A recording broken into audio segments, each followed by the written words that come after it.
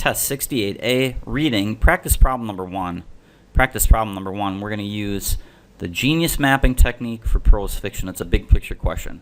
The question states, the main character of the passage can best be described as. Let's go ahead and take a look at how will genius map out prose fiction. Remember, in genius mapping states that people write paragraphs with a topic sentence followed by details. In prose fiction, when prose fiction is written, it's written in story format. Here is what you do. You present an idea or a concept, and then in the remaining part of the paragraph, you develop that idea or concept. So, for our genius mapping here, for prose fiction, we're going to have to read a little bit more. And we're going to keep this open and loose a little bit so you understand. You have to read until you understand what the concept is. Then, once you understand the main character and what's going on, then we can use our intuitive genius skills to add in some things that are not directly stated in the passage. Let's get started. It says, always in those first few minutes, when the shuttle left the parent ship and accelerated to clear gravitational pull of the large mass, Lee was sure she had made a terrible mistake.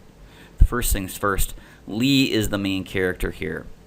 And it looks like Lee is aboard a shuttle that is leaving a parent ship and pulling away from gravity of a large mass. So we know right away that Lee is some type of an astronaut. Well, what do we know about astronauts? Astronauts are trained in science. They know about physics. They know about biology. They're going to explore different places. So it's a fair assumption to assume that she is some type of a scientist. Now, you know that she is making a terrible mistake when she's leaving the parent ship. The parent ship represents safety. A shuttle is a very scary thing. It's a small ship. So she is making a mistake because she's leaving the safety of some place that she feels comfortable with. When we move into the second paragraph, it says, all she had accomplished, meant nothing at this time of desperate sanity. So it sounds like she's an accomplished person. Well, accomplished what kind of a person? Accomplished, maybe, scientist? Is that a far reach? Let's take a look at paragraph 3. As the shuttle turned, the cameras gave them a view of Kekule, the parent ship, receding in the distance. So the parent ship here, the name, and the shuttle is pulling away. This is information that we kind of already know. How would you feel if you were leaving your home mother ship and getting on a small little ship? Probably a little apprehensive, maybe scared. That ties back into maybe making a mistake. Maybe she's going somewhere scary. Maybe she's going somewhere uncharted. Let's go ahead and look at the next paragraph. Around her, people talked and laughed. She didn't join in, nor did they try to talk to her. Well, this tells you right away that people are feeling comfortable, but she wasn't. And it seems like maybe people aren't talking to her. Maybe she's not a very well-liked person. Okay? Maybe she's engulfed in her work. She studies a lot. She does something like that. Is that a fair assumption? Come on down to the next paragraph. It says, the planet Zillion appeared on the screen as green as Earth was blue. From a distance, it suggested it was a giant ball, blah, blah, blah, blah, blah. So now you know that the space shuttle is going to this planet here, and it seems like it's somehow related to Earth. It's green and blue like Earth. So they're making an analogy here. Maybe there's trees, maybe there's water, maybe there's plants, maybe there's animals, and so forth. Go on down to the next paragraph.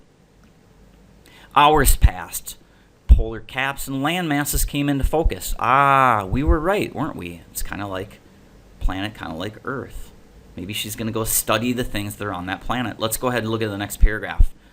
For Leland Hamlin, biologist, we were right in the beginning, weren't we? A scientist studying about something. She's going to study about biology on the new planet that they're going to. All of this had just been one joyous message. A wide variety of life forms existed on this world. Animals had never seen before. So now you know she's a biologist interested in studying about animals. Let's go to the next paragraph. Born in a ring world colony on L5, she grew up without ever seeing animals.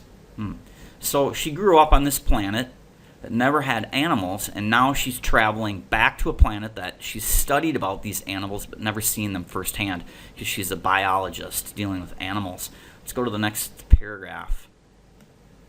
She had gone to her home planet expecting to find the wealth of species detailed in her studies. She found instead that the humans had permitted only the creatures that served them purpose, blah, blah, blah, blah, blah, blah, blah. So it looks like the animals that are remaining on this home planet are only the animals that served some type of a purpose. Other animals that were just running around doing nothing, they got rid of them. And maybe they did that because there's a lack of oxygen, there's a lack of food, something like that. Let's go ahead and take a look at the next paragraph. The ancient zoologist Beebe had written, "When the last individual of a race of a living thing breathes no more, another heaven, another earth must pass before us. Such one can come again." So this is a quote from some zoologist dealing with animal extinction and so forth, and saying, well, if they are extinct one place, maybe they're going to come back somewhere else. It ties back into she, this lady here, Lee, and doing her research in biology with animals. Let's take a look at the next paragraph. It was not a quest one could go on alone, although she would have to would have liked to. So, kind of a hard sentence to read, Thomas. It looks like she is wanting to go on this mission by herself because maybe she ties back into earlier that said that people weren't talking to her and she wasn't really happy and so forth. Other people were smiling and so forth. So you see how this would suggest maybe she's some kind of a recluse scientist that's engulfed in her work. We already knew that from back in paragraph 1 and 2. Let's go ahead and take a look at the next paragraph here. 15 space years had passed since then, and 5 more expeditions. Study during time travel had earned her 2 more doctorates. See, we knew that from the beginning. Engulfed in her work, maybe she reads a lot, she studies about animals and so forth, very hardworking, maybe not the most social person. And obviously good at her work. And then when we look at the last paragraph down here, it says, on Zillion's night side, in the lowest and last orbit, she saw a dull red glow of surface fire and something glittering in it. Lightning struck vegetation or molten lava. So maybe suggesting that there's some kind of life or activity on this particular planet. So you see what we did here? We genius mapped this out, and we used our genius intuitive skills to try and add in things that are not directly stated in here. When you do that, you come in here, and we want to find out about the main character. Obviously, you know A is wrong because it says a tourist. You know she's not a tourist. She is a biologist. It says it in the passage. Second, it says a traveler. She's not a traveler. C is on topic. It says a scientist seeking evidence for her life's work. Remember, she had never seen those animals. She had only read about those animals, and now she was going on an expedition or adventure to study about them more. And then let's take a look at D to see where D is. D says a scientist researching an astronomy book. Astronomy, well, we already know that she's not doing astronomy because it says it right in there in your topic sentences in the passage. She is a biologist. So therefore, when you genius map this out using our special prose fiction technique, remember, read until you understand the concept and then go to the next paragraph. 1, the correct answer will be C.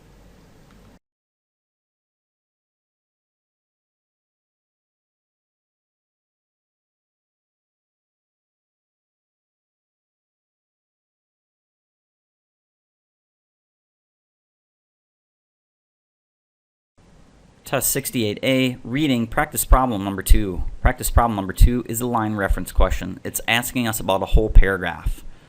Problem number 2 states, the main purpose of the third paragraph, lines 13 through 19, is to, make sure you go back to the correct paragraph and start reading. Remember the way that you write prose fictions passages, you're going to present a concept or an idea, and then you're going to develop it throughout the rest of the paragraph. So we're asked about the whole paragraph. You're probably going to have to read a little bit more than in regular the argumentative essays that you see in passage 2, 3, and 4. Let's get started here. As the shuttle turned, the cameras gave them a view of Kekule, the parent ship receding in the distance. Looks like there is on a shuttle, and they're leaving their mothership here. It says 3 miles long, half a mile deep and wide. The starship was a tribute to the art of welding. Now they're talking about the starship that they're looking back at. It floated in deep space like a chunk of bizarre litter. What did? The big ship. The word starship evoked a far more poetic image than the real thing, Lee thought as he watched. So she thinks that it's not really poetic, but oh, cool, a starship. So that's kind of the theme here. Let's go ahead and take a look at the answers for problem number 2. Problem number 2, question F, says refute the idea about starships being romantic. Well, you saw that. It said that right there in the passage that Lee doesn't agree with the romantic idea. So F will be the correct answer. What I would like to do, though, is I'd like to go and take a look at the other answers and make sure that you understand why they're incorrect. Let's look at G. G says, explain how space travel creates litter. Well, the only reason that it would say anything about this is because it said it looked like a big piece of junk in the sky or something. So that's a play on words. That's just basically what's called a distortion, taking the same word litter and then putting a different meaning or twist to it. So G can be crossed out right away. H, indicate that travel in space is like writing poetry. Well, that is totally off topic because Lee doesn't agree with that at all. First of all, she is a scientist, and you know she's a biologist from our mini genius mapping, and so you see that this is just way off. That can be crossed out probably first. And finally, the last answer choice, J. J states to point out the importance of space-age welding techniques. Never talks about any welding techniques. It just talks about welding and how it was like put together and stuff. It doesn't really talk about importance of that technique, so that's going to be off. F is the correct answer for problem number 2.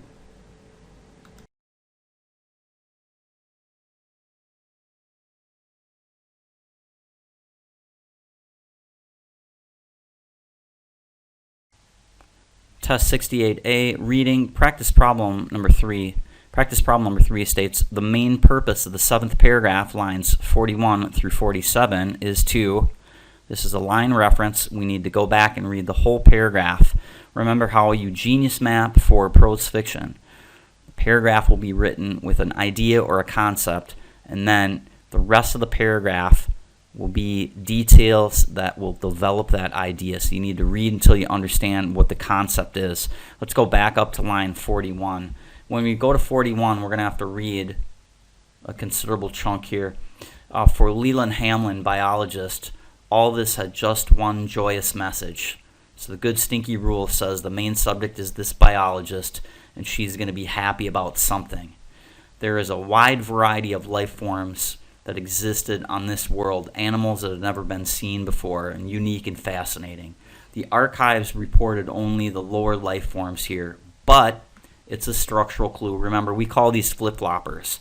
Flip-floppers say that there is something on the top here that might be positive or negative, and then what follows will be the opposite of that.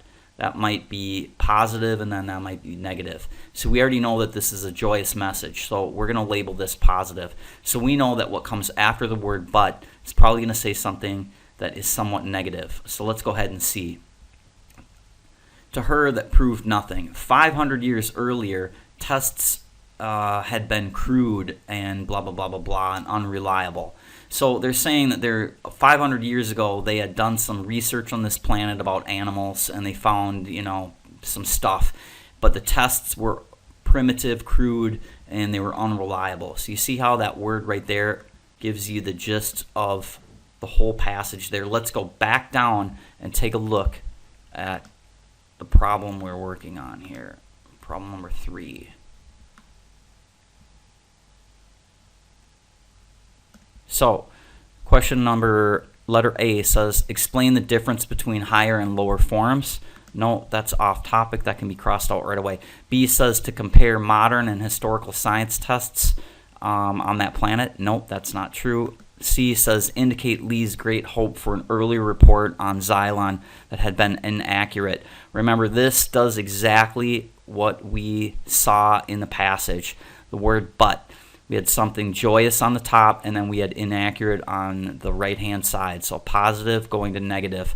And here it says great hopes and then inaccurate right there. It's basically a Scooby-Doo for what you see in the paragraph. Remember, the key to answering this question correctly is our word but. It's known as a flip-flopper. Whenever you see these in the reading test on the ACT, you need to go ahead and circle these because it's very, very important. The question and the answer will rely on that word, and you're realizing that that word means opposite. Let's go ahead, just for fun, just in case you got answer choice D incorrect, let's go ahead and take a look at that. D says, inform readers that archives from earlier research on xylem existed. Doesn't say anything. It's not a flip-flopper. C is the correct answer because here it says great hopes, positive, and then inaccurate on the other side, which means negative. So positive going to negative is exactly what you see because of the word but. Practice problem 3, therefore, will be answer choice C.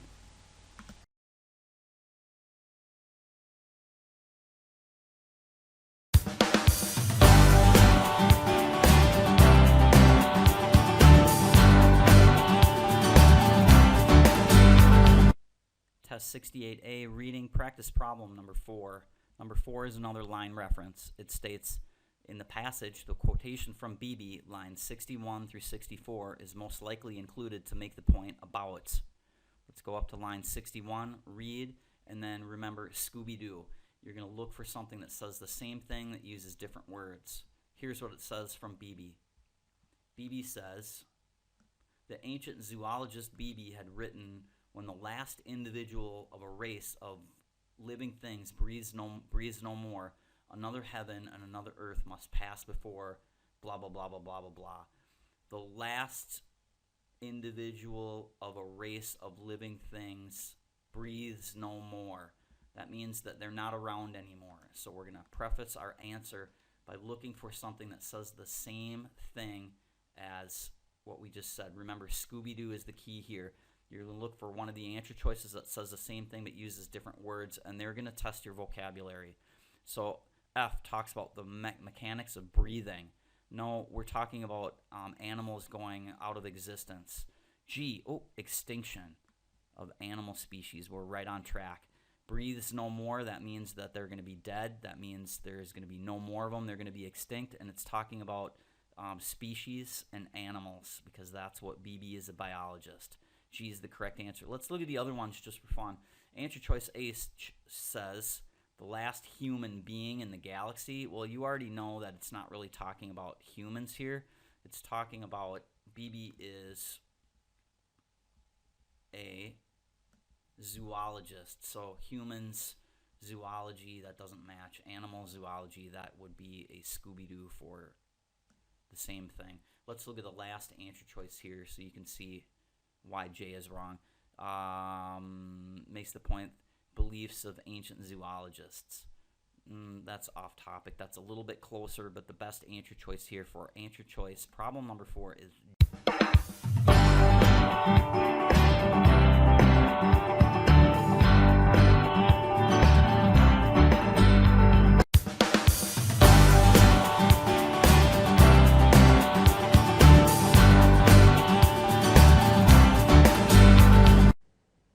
Test 68A, reading, practice problem number 7. Practice problem number 7 is a mystery question. It's kind of a hunting and pecking question. Remember, whenever you see the word except, not, or least, always circle this because that means that the correct answer will be the one that's not in the passage. Therefore, you will have 3 answers that are technically real, true statements. You're looking for the one that is not true. That's why we circle the word except. It's a mystery question. We're going to pick the key word, xylem. We're going to finger scan for that, and we will find that word, that planet, between lines 25 through 40. So when you go into lines 25 through 40, we want to see which one of these answer choices is not in there. We have A, mountains, B, islands, C, rivers, and D, volcanoes. Let's scan on up to line 25 through 40 and see which one of those is not in that area. Here we find the word xylem, and we notice that it is a lot like Earth, blue. Then it starts talking about the things in here. You kind of read down through here and keep going here, and we see it has polar ice caps, land masses. It's got snow-capped mountains, so mountains will be in there, so you can cross that one out. When we go all the way up to the next paragraph here, it says rivers, that's in there, we can cross that out, and volcanoes. So the trick is here, remember, you got to look all around. Don't just stop reading at the bottom there. You got to go all the way up to the top of the paragraph here, and you see that the key information you're going to find is right there. That will lead us to the correct answer for problem number 7. As answer choice B, never says anything about islands.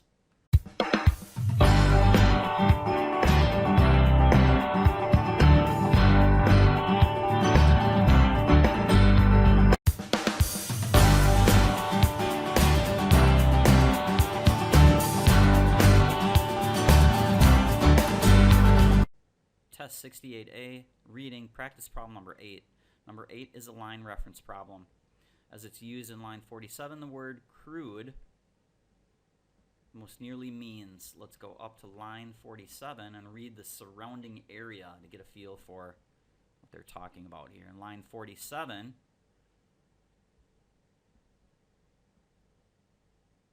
we find the word crude right here. And if we read from the beginning of the sentence, it says, but to her that had proved nothing. 500 years earlier.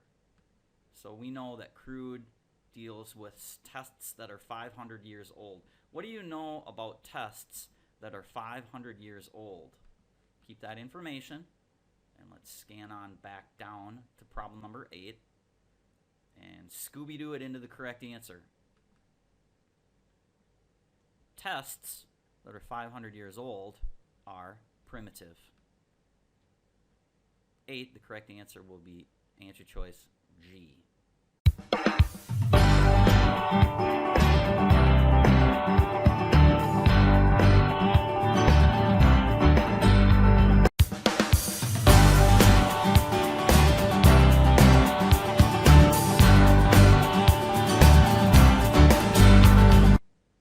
Test 68A, reading, practice problem number 9.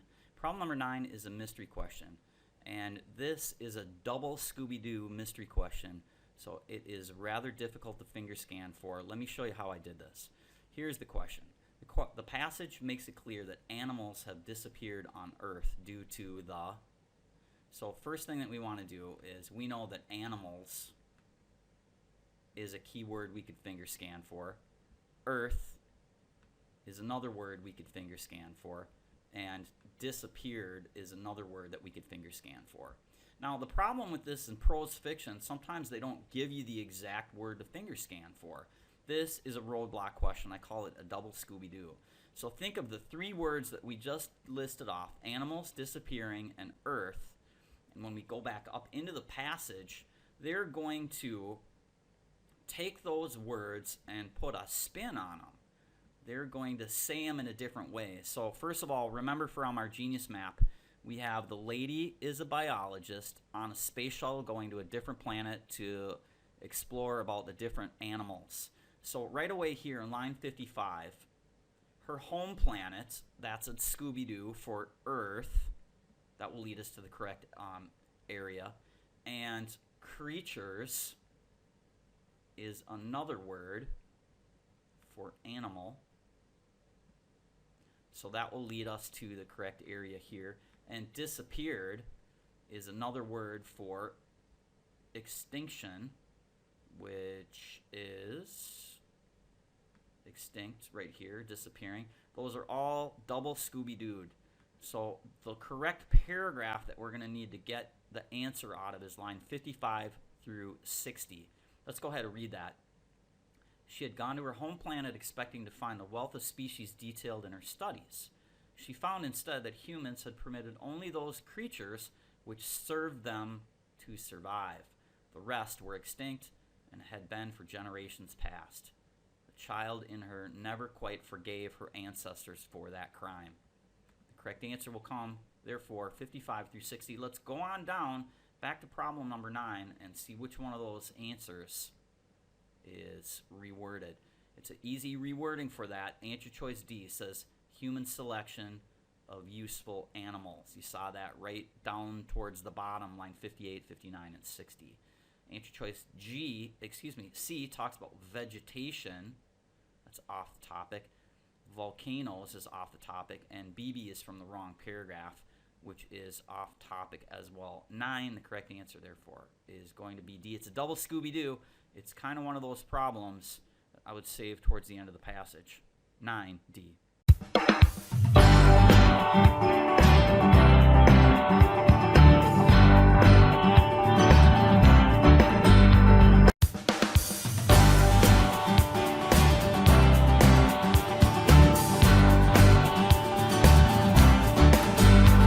Test 68A, reading practice problem number 10. Number 10 is a line reference. Number 10 states, as it's used in line 79, the word it most nearly refers to. Remember, the key here is to read the surrounding area to get a flavor. They tell you to go to line 79, but the answer will either come just above or just below line 79. Let's go back up to line 79 and take a look and see what we have here. So line 79 is right here. It said, it was so rare a phenomena. It was a rare phenomena. What was a rare phenomena? We read the sentence just beforehand, and it says, respect for life.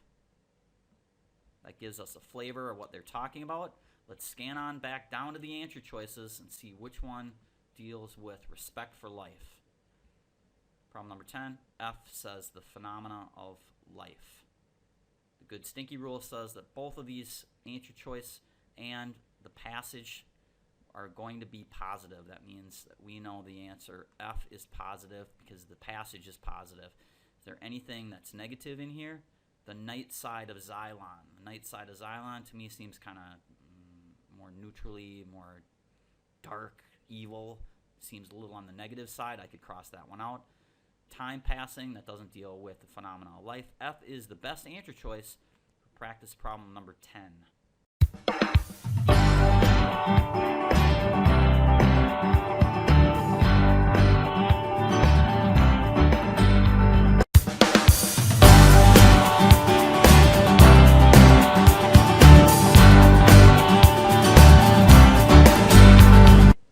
Test 68A, reading practice problem number 11. 11 is a big picture question based off of our genius map. The question reads, the main purpose of the passage is 2. Let's go back up to our passage and genius map, passage number 2. Remember, genius mapping, you're going to read the first sentence in the paragraph and circle the main subject and underline the verb. If you see any words like but, yet, or however, go ahead and circle those because those are called flip-flopper rules. Let's go ahead and take a look at the first sentence. Computer technology was supposed to replace paper, but now you know that computer technology probably hasn't replaced paper. So the main subject here we would circle right away is computer technology dealing with replacing paper. When we go to paragraph number 2, we have to look for something similar to that. The case for paper, that means that paper is probably a good idea, and there's going to give a reason why it hasn't been replaced by computers.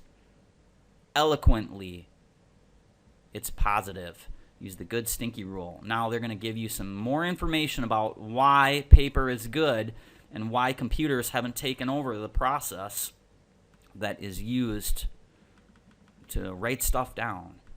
We go to the next paragraph. We're talking about computers and we're talking about paper. Now we continue on with the same theme here. Without paper, now it probably is going to give you a reason. If you don't have paper, it's going to be more difficult. So that's going against our topic here of computers. So you know that computers would be negative and papers would be positive. Let's continue on down and take a look at the next paragraph.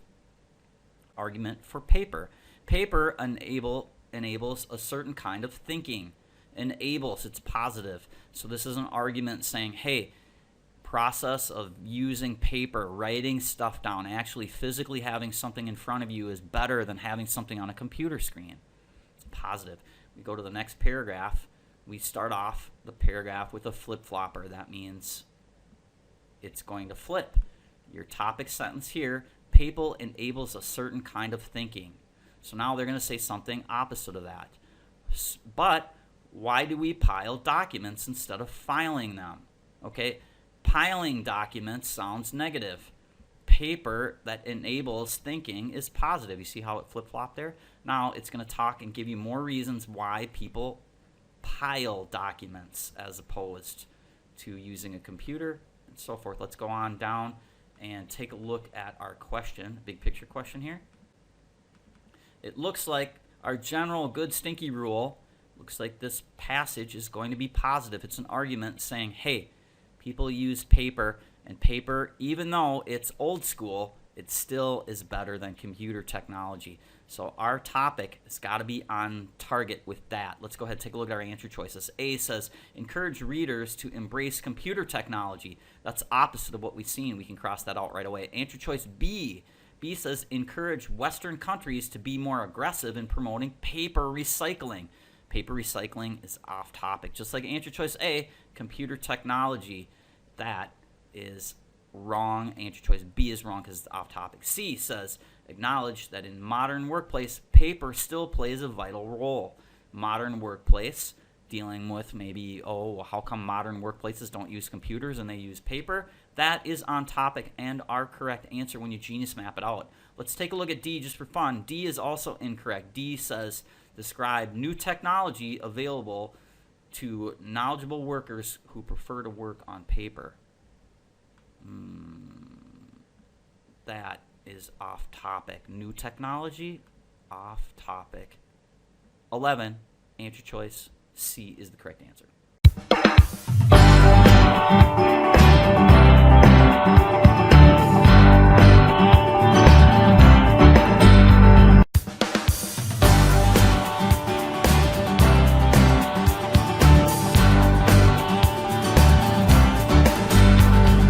Test 68A, reading, practice problem number 12. Number 12 is a mystery question. And what we're going to do here is we're going to do a reverse finger scanning here. So let me show you how I did this. The first thing, let's go ahead and read the question. It is most reasonable to infer from the passage that many of the ideas it contains are those of. Now, right away, there's not really a word in the stem here that we can finger scan for. So what I did is I came down here and I said, all right, there's a bunch of names in here, so I want to look in here and see where, who, what are they talking about the most. First thing I see is Sellin and Harper before IMF, Sellin and Harper after the IMF study. And then I want to look for Kidd, and then I want to come over here and the passages before reading the research of Sellin. Now that seems weird right away when I look at that. So first thing I did is I came over here and I found Sellin and Harper. And it looks like we found that in paragraph number 2 right here. Sellin and Richard Harper. Then I read down a little bit further here and it said, they began their book with an account of a study they conducted at the IMF. So it means they started the IMF. So the research is based off of the IMF, Sellin, and Harper. Then it comes on down here and continues on with that topic. Let's go ahead and take a look at the answer choices and see which one is a little bit closer to the things that we see in the passage. Sellin and Harper before their IMF study, or Sellin and Harper after their IMF study? Well, let's go back up there and see. It talks about they did the study, and then it says the IMF is awash in paper, and Sellin wanted to find out why. So right here is a structural clue, and the answer is going to come right after that. Remember, but, yet, however, and other words are going to flip-flop. Those words, nonetheless, is just like one of those words. Our answer is going to be they wanted to find out, so they did the study, and then they wanted to find out why, so they did more research. that will tell you right away that the correct answer falls in your lap with answer choice G. Sellon and Harper after their IMF study because they wanted to find out more. They did the preliminary research to see what was going on, and then they wanted to find out what that meant. G is the correct answer for 12.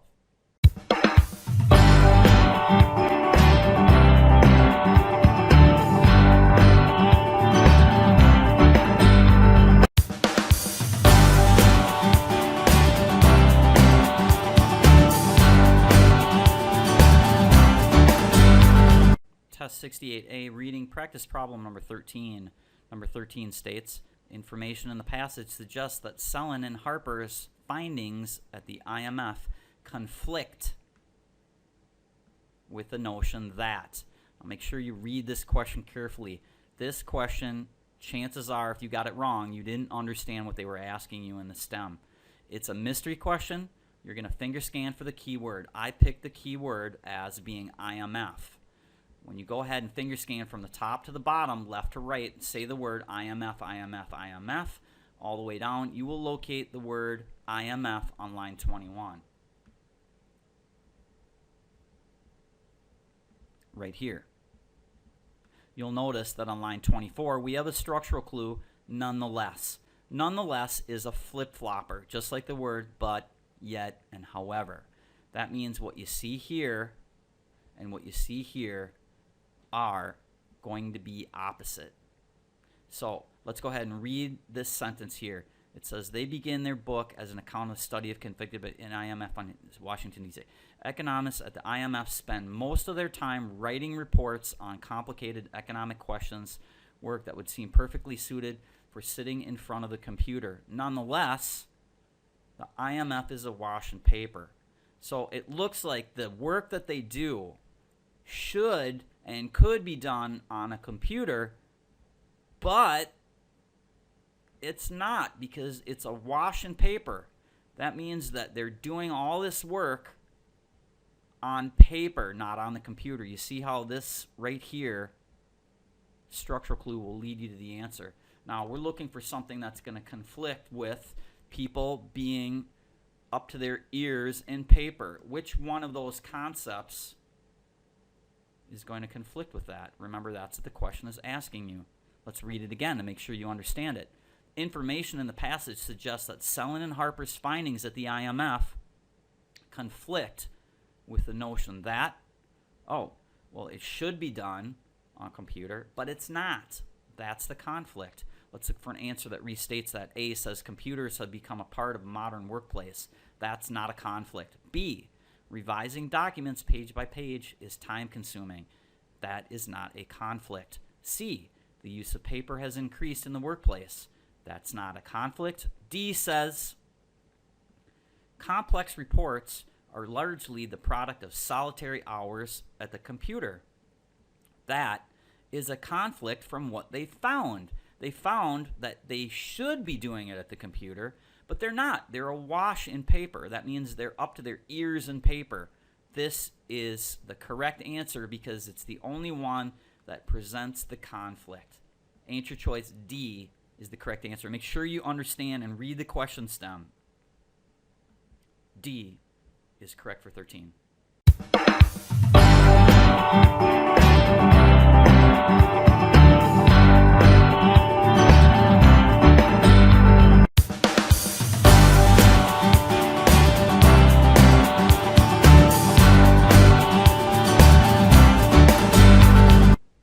Test 68A, reading practice problem number 14. Number 14 states, which of the following questions is not directly answered in the passage? Remember, whenever you see the word not, yet, or except, go ahead and circle it because you're looking for the answer that is not entailed in the passage. That means 3 of the answer choices will be in the passage. The correct answer is the one that is not.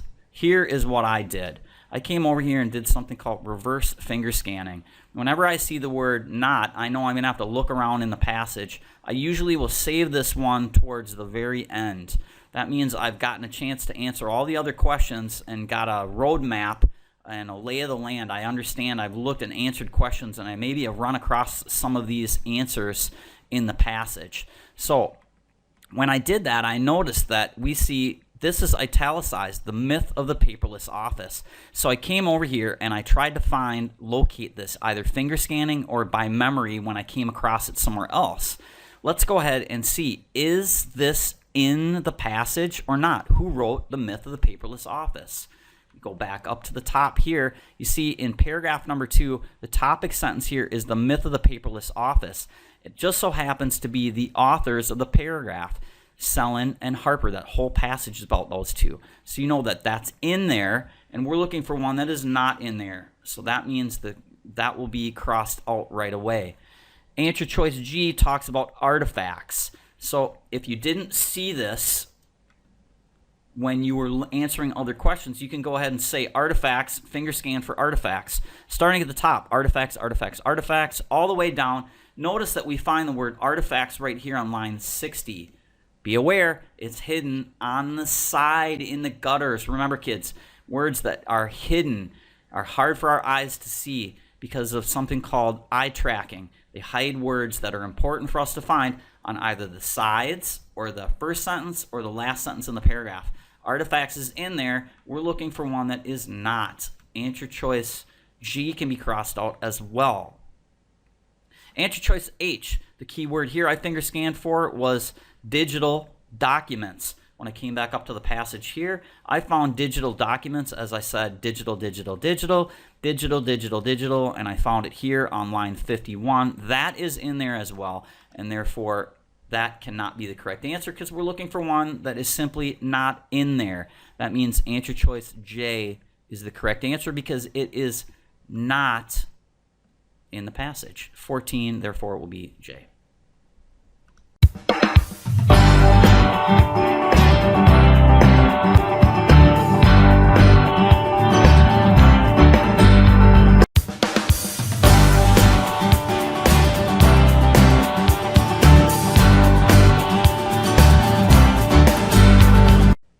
Test 68A, reading practice problem number 15. Number 15 is a mystery question. Let's go ahead and get started. According to the passage, the general but incorrect explanation for the current rate of paper use is that. It's a mystery question. We pick our keyword. I chose the word paper. You could have used the word paper or use, either or in conjunction with each other. When you go ahead and finger scan for our keyword, remember finger scanning, pick your keyword, say to yourself, start with your finger at the top of the passage, go left to right, and then backwards, right to left to right, right to left to right, all the way down while saying your keyword. And that, in this particular instance, I used the word paper, paper, paper, paper, paper, paper. I located the word paper on line 3. Right here. Also, the word use is right there. Computer technology is supposed to replace paper, but that hasn't happened. In every country, there is an increase in the paper, blah, blah, blah, blah, blah. If you read down a little bit further, this gives you an example, but here is the reason why. This is generally taken as evidence of how hard it is to eradicate old, wasteful habits and how stubbornly resistant we are to efficiencies offered by computerization. That gives you the correct answer. Remember, you got to read a little bit further until the answer falls in your lap. Read another sentence if it doesn't answer the question right away. So let's go back in here and take a look at our answer choices here. Answer choice A is the correct answer, and it restates what you saw right around line 9. The force of habit slows the transition to improve ways of performing work. That is the incorrect explanation for why paper has increased. Let's go ahead and take a look at the other answer choices. Answer choice B says, access to computer technology has increased on a global scale in recent years. That doesn't talk about why there is an increase in paper use. That's opposite, so that's going to be wrong. Answer choice C. C says paper is more affordable than software. That doesn't give you a good explanation of what they said in line 9. And answer choice D says the United States has lost its focus on environmental issues in the recent years. That is basically off topic. It never says that in the passage. The correct answer, therefore, for 15 will be answer choice A. Once again, go back on up here, find the word paper in line 3, and then read down a little bit further until you hit right around line 8, line 9. That will give you the answer.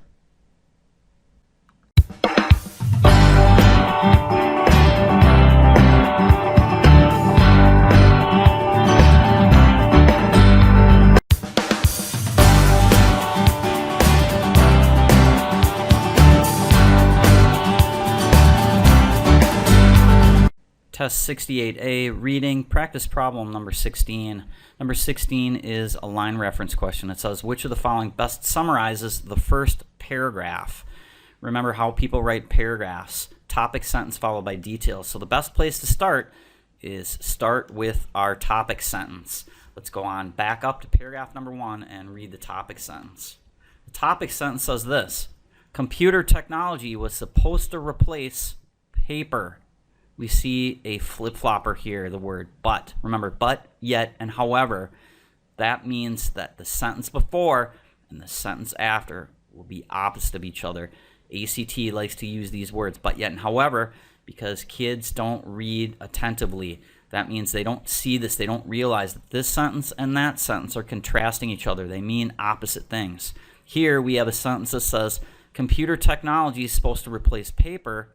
On the other hand, it's saying that it hasn't happened. That means that computers are not replacing paper, that paper is still being used and used quite a bit. If you read down here, you can still see all this monkey business about how people use a lot of paper. Let's go down back to the answer choices and take a look and see where we're at. Remember, circle your structural clue, but, and then the answer will revolve around that. Line 2, the word but, it's a flip-flopper. Let's go ahead and take a look at our answers. F says, providing statistics on paper use around the world. It discusses the unequal access of countries. Unequal access to countries to modern technology, that is off the topic, and that can be crossed out right away. Answer choice G, revealing the views of Sullen overlapping with those of Harper. Well, Sullen and Harper worked together, and that didn't even come until you got later in the passage. So that is going to be wrong. Answer choice H says, referring to a false prediction about the effects of computers on paper use. It alludes to the reasons behind paper persistence. It's telling you right there that's the answer in the beginning. Paper is being used, and it's a false prediction about computers. See how this sentence says predictions, and then it's saying that it's persisting. So that will lead you to the answer choice we see in the paragraph topic sentence along with the flip-flopper. H is the correct answer. Just for fun, let's go ahead and look at answer choice J. J says, focusing on the year 1995 to 2000. Well, if you remember, the big picture from a paragraph always comes from where, kids? Topic sentence. 1995 to 2000, where does that come from? Let's go back up. Paragraph number 1, see where they talk about that. Well, if you look, 1995 to 2000 is in the middle. These are details to support your topic sentence. That will not give you the correct answer because that's not the big picture. That's a detail only to support the big picture. Therefore, everyone, the correct answer is going to be answer choice H, 416.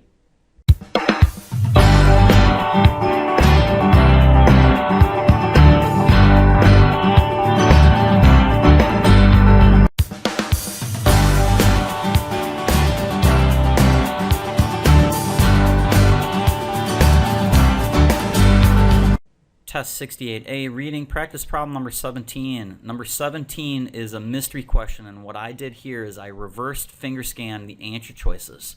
This is a time-wasting question, kids. Make sure that you save this question for the very end. The other thing is you see the word except. Whenever you see the word except, least, or not in the question stem, make sure you circle it. That means 3 of the answers will be in the passage and 1 will not. So you're going to have to look around and have some background and familiarity with the passage. The best thing to do is to answer all the other questions and then come back to it and say, knowledge workers, cognitive psychologists, I remember that from this question. I remember that from that question, and so forth. So let's go in here and we're going to reverse finger scan the answer choices.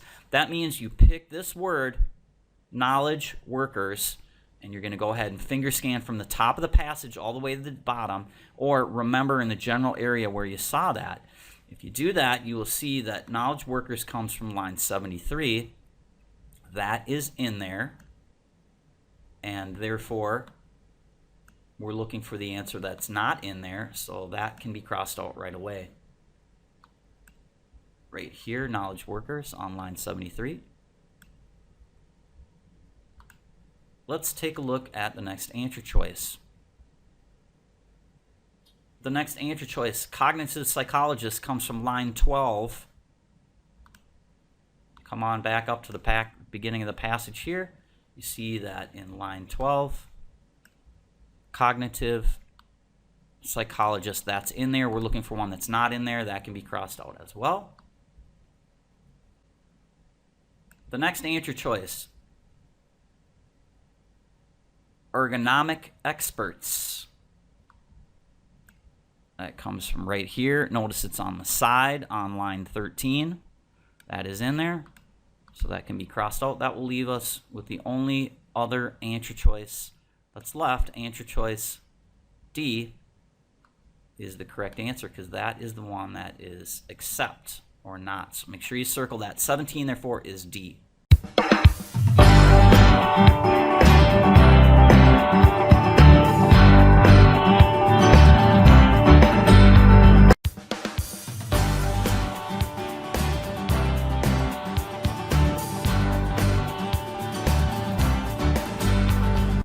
Test 68A, reading, practice problem number 18.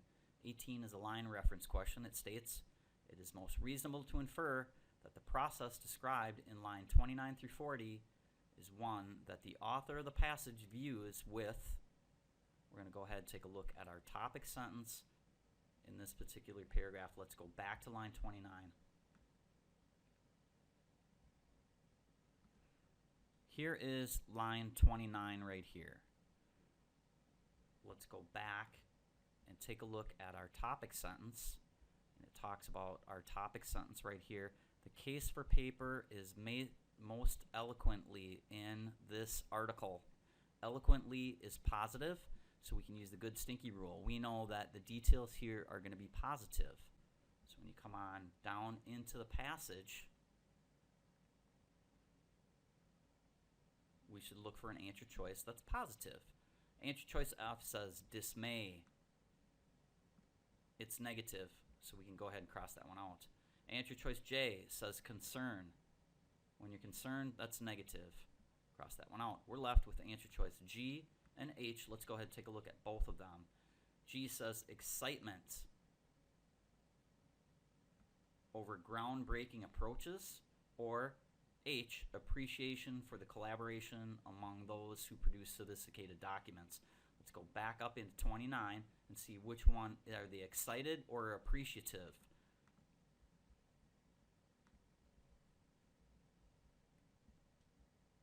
Line 29, they bring the drafts to the room, they spread them out on the table, they negotiate, change one another, they go back to their office, jot down comments in the margins, take advantage of the freedom offered by the informality of handwritten notes.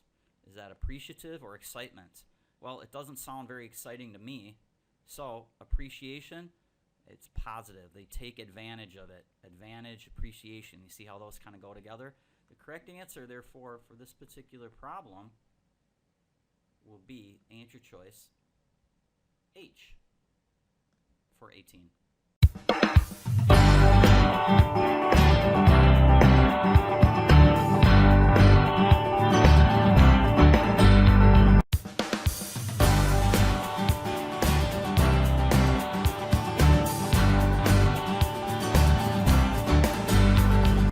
Test 68A, reading, practice problem number 19. It's a line reference question. It says, as it's used in lines 24, the phrase awash most nearly means, let's go up to line 24.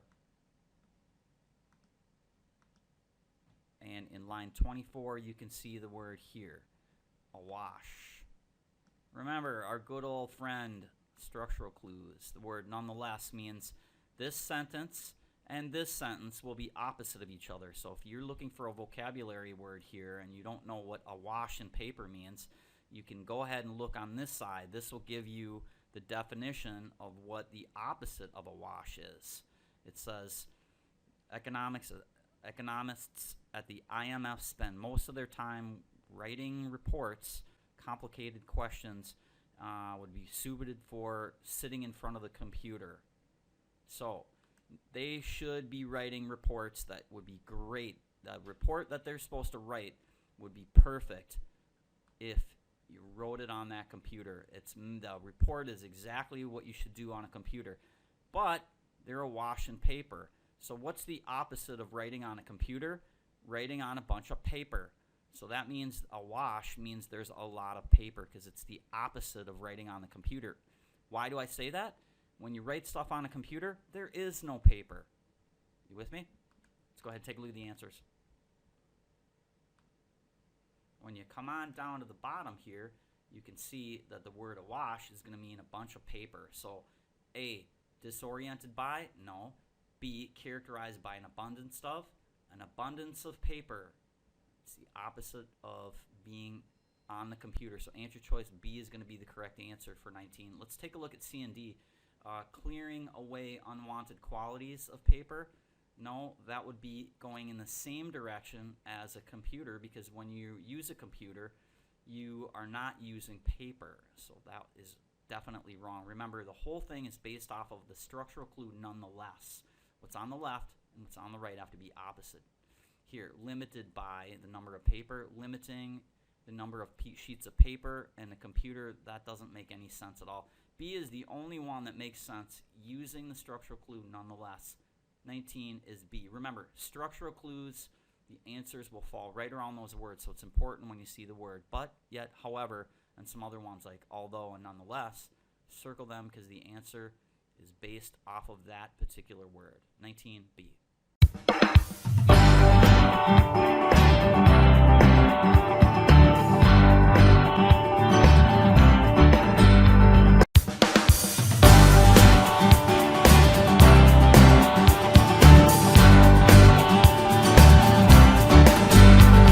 Test 68A, reading, practice problem number 20. Number 20 is kind of a tough problem here, so let's go ahead and spend a little bit of time with this particular problem. First of all, it's a mystery question. When you read the problem, it says, according to the passage, piling behavior, it's a key word you could scan for, in the modern workplace may indicate a worker's temporary inability to do what? So first thing I did is I picked the word piling or piling behavior. I finger scanned.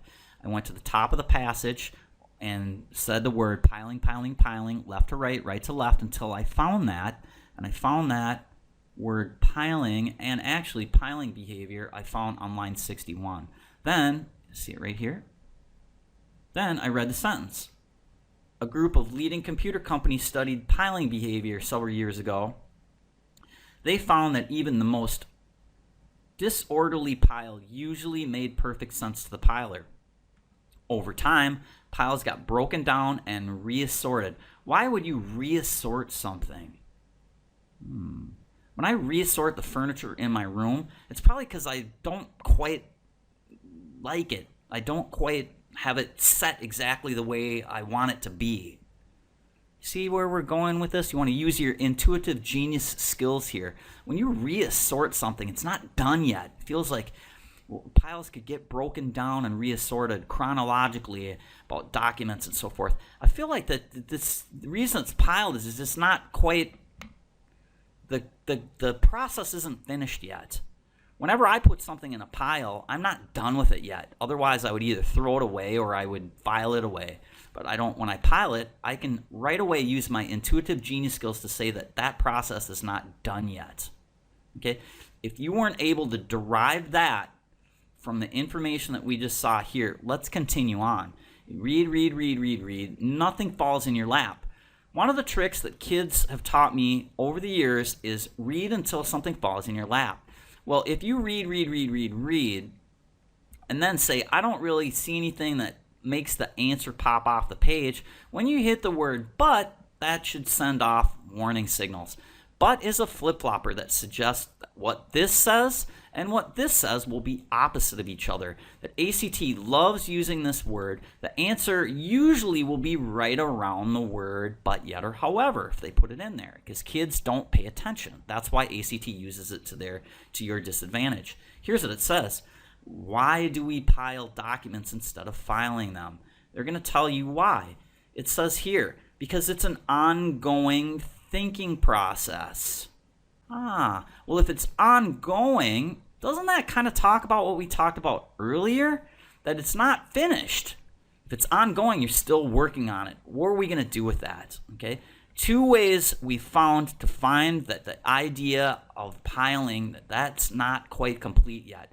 If you still weren't able to get that out of both of those areas, if you keep reading down here, it tells you right here, the ideas cannot yet be categorized. That tells you right there that this process is incomplete. You can't categorize them.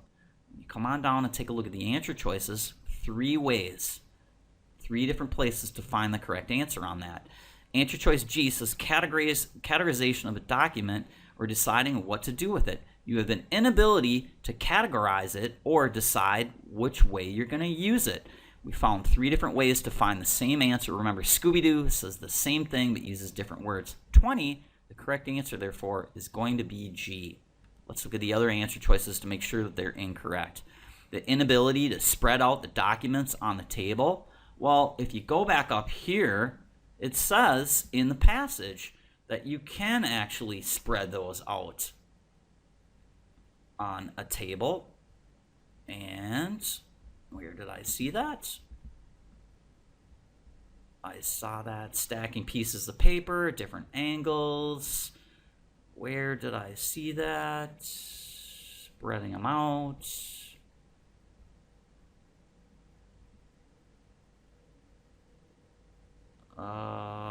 Here it is. You use the space on the desktop to hold ideas. On the desktop, that's a Scooby-Doo for spreading them out. That is not an inability. That would be incorrect. Answer choice H says meet with the author. No, that doesn't say anything. Totally off topic. H is wrong. And J says clear space from the filing cabinet. That is wrong as well. Best answer choice, therefore, for practice problem number 20 is G. Remember, structural clues, the answer usually comes right around that area.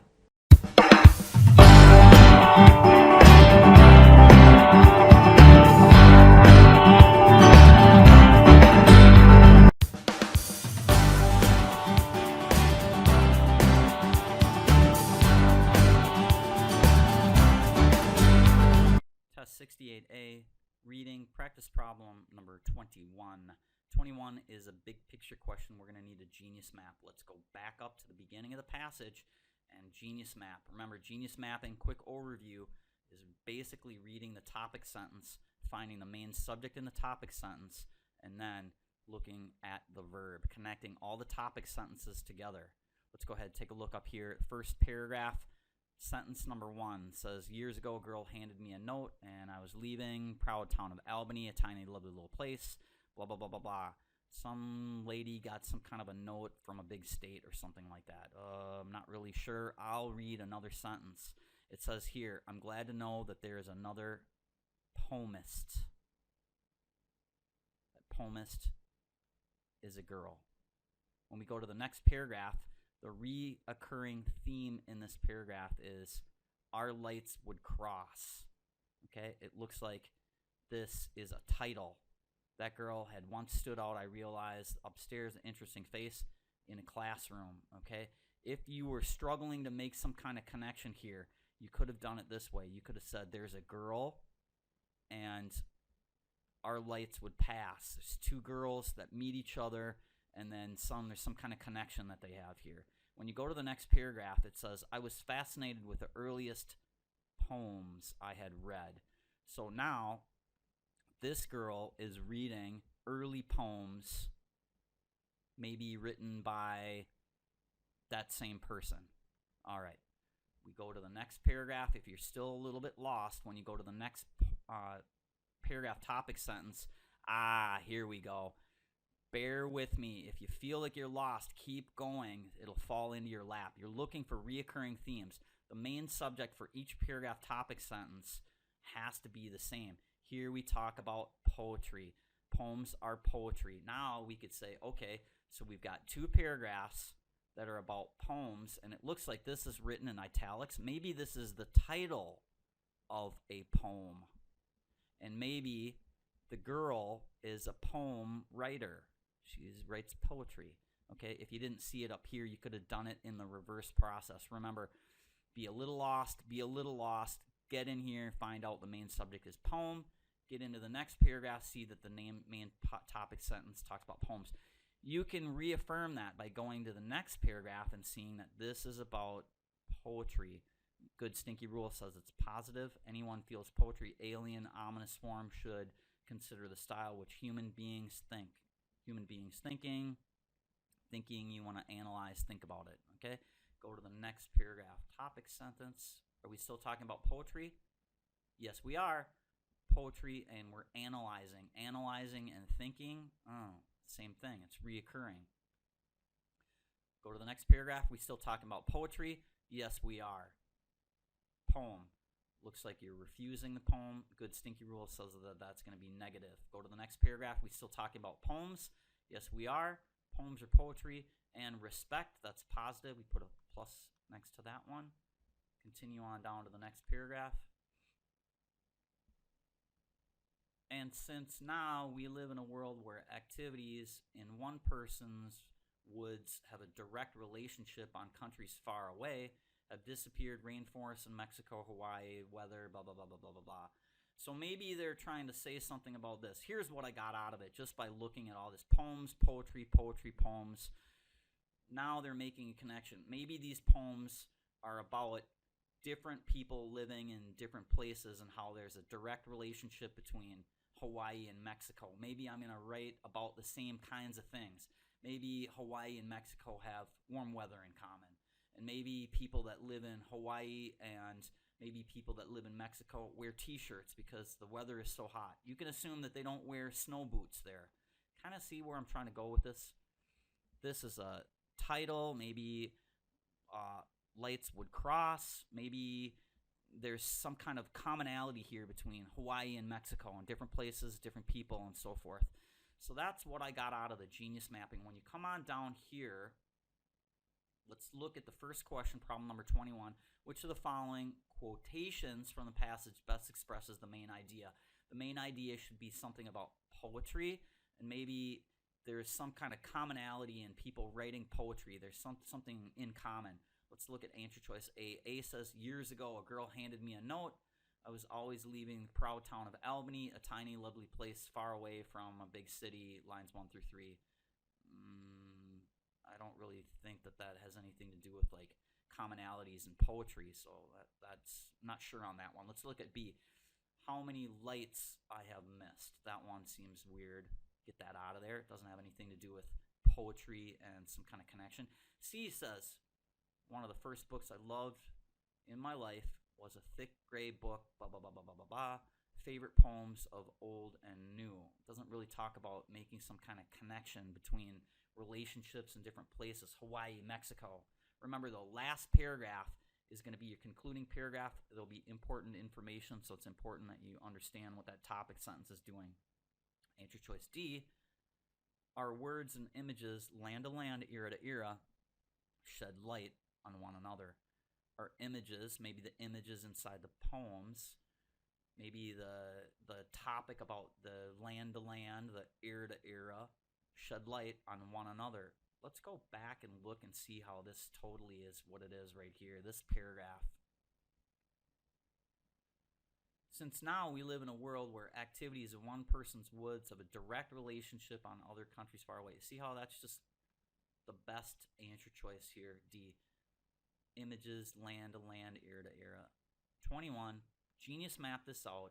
Make sure you understand what the topic sentences and how they relate together, relating your main subject. You're looking for commonalities in your topic sentence. Remember, the more you read, the more chance you have of not paying attention and getting bored and getting flustered because there's too many different details in here.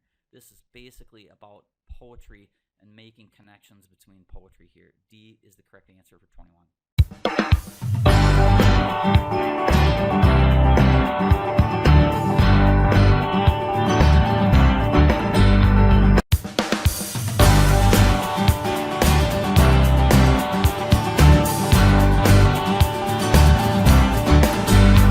Test 68A, reading practice problem number 22. 22 states, it can most reasonably inferred that the narrator included references to several poets to make clear that she, it's a big picture question, what we're going to do is genius map all the topic sentences together.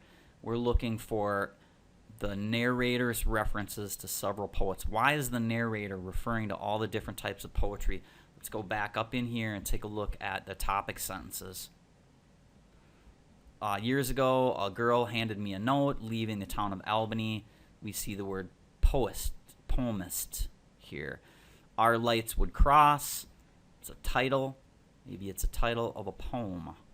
We come down over here. It looks like early poems. Poetry, poetry, poetry. Seems like it's pretty positive so far. To me, the world of poetry is a house through sand's glittering windows. Poetry again sounds positive. Anyone who feels poetry is alien, ominous form should consider the style which human beings think. Poetry again. We think in poems. Maybe that's kind of what they're getting at. Probably some of us were taught long ago about poetry, thinking to analyze poetry. She's making an argument that maybe you shouldn't just analyze it. Maybe you should just kind of try and relate to it. Look at the next paragraph, topic sentence. I'm reminded of my dear teacher who I had in high school who refused to go on to the next poem until blah, blah, blah, blah, blah. We agreed on the interpretation of the poem, her version of the poem. So once again, that goes back to analyzing the poems. She's probably not for analyzing the poems. I get the feeling that this woman believes that poetry kind of means what it means to different people. Different people have different interpretations of what the poem actually means. Here, we're talking about poems again. Respect our ability to interpret. I was right. We're right on the thing. Different interpretation and translations and images and signs. Let's go ahead and take a look at the last paragraph here. Since we now live in a world where activities of one person's would have a direct relationship on other countries far away, blah, blah, blah, blah, blah, disappearing rainforests, South America, Hawaii, changing weather. Now it's saying that there's a direct relationship that we might do in Mexico might actually have an effect on something in Hawaii. How does that tie into poetry and analyzing poetry? Direct relationship. Maybe the way that I think about a poem might directly affect the way that you think. See how that goes back to the student teacher, and the teacher didn't want to move on until you got her vision and so forth like that. So it's important that you realize that you can influence other people. So let's go ahead and take a look at the answers and see if anything pops right away. Remember, let's read the question again, make sure we understand it. It can most reasonably be inferred that the narrator includes references to several poets to make it clear that she, F, appreciates a wide range of poetry, different interpretations from different authors, because they're all kind of, it feels like a decent answer. Let's put a dot by that one. Come back to G. Usually reads poetry that is written by one poet, one of the poets mentioned, one of the poets. Remember, different interpretations. She's probably for reading a bunch of different types of poetry. So that would be off the topic when you genius map it out. Let's take a look at H. Prefers to read poetry, blah, blah, blah, blah, blah, full-length works by a single poet. Single poet, that is off topic. That goes against several references right away. Just by reading the stem, you can tell that H is wrong because it says references. See the S there? Plural, and this is singular. So you already know that just because of the stem, that's going to be a wrong answer choice. H is out right away.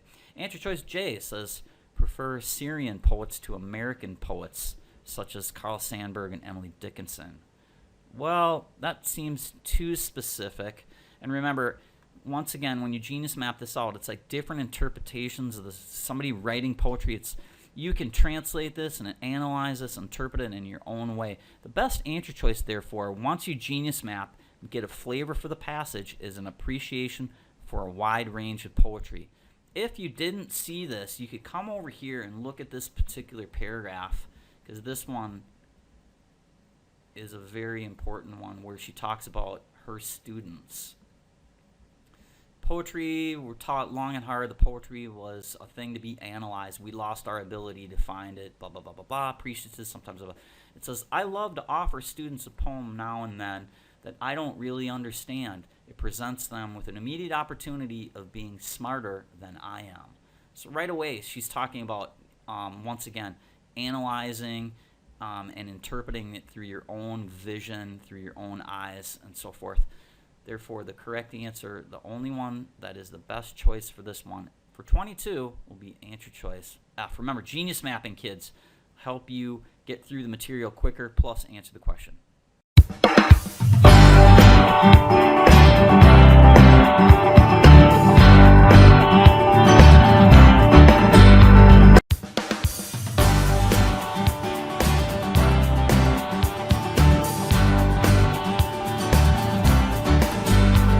Test 68A, reading, practice problem number 23. 23 is a line reference.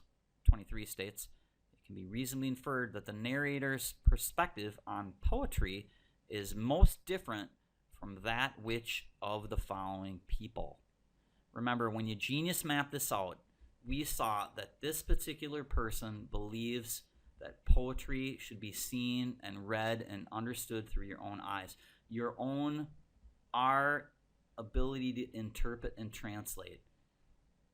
Interpretive vision. She believes that you should be able to look and read this poetry and figure it out on your own. It means something different to you, then it means something different to your friend, then it means something different to your mom, it means something different to your teacher. Poetry is all about what you think it should mean. That is the big picture when you genius map this question, this particular passage out. So, who is the one that she is going to be most different? Is it a girl in Albany? Is it Mohammed, whatever, an author of a poem? Is it the teachers, or is it the students? Let's go back in here, read the specific area, and see which one of those answer choices here. The girl in Albany is actually somebody that she meets up with later that maybe is an author of poems, so that's going to be out right away. This person here is the author of a poem, and so, of course, people that write poetry believe that, well, you know what, you can think what it is, this is what it means to me, you can get your own interpretation. So that's kind of off the topic.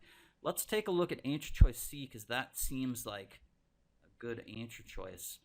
The teachers in line 37 to 40. Remember, once again, the author believes that poetry should be interpreted through your own eyes. When you come over here, you can see in line 37, it says, isn't this where empathy begins? Other countries stop seeming quite so foreign. As I mean, the strangers, we listen to intimate voices and says, I can never understand it when teachers claim they are uncomfortable with poetry as if they demand that they be anything other than responsive, curious human beings.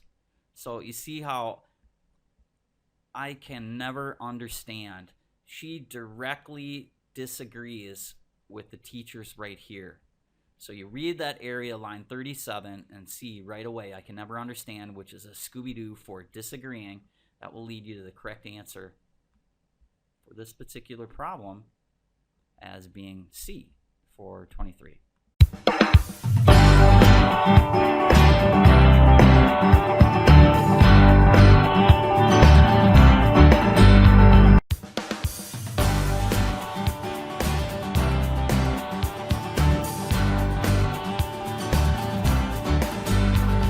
Test 68A, reading, practice problem number 24. It's a line reference question.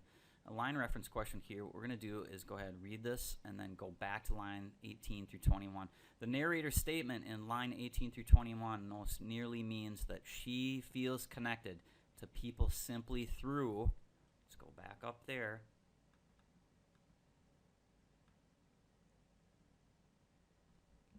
and line 18 is right here.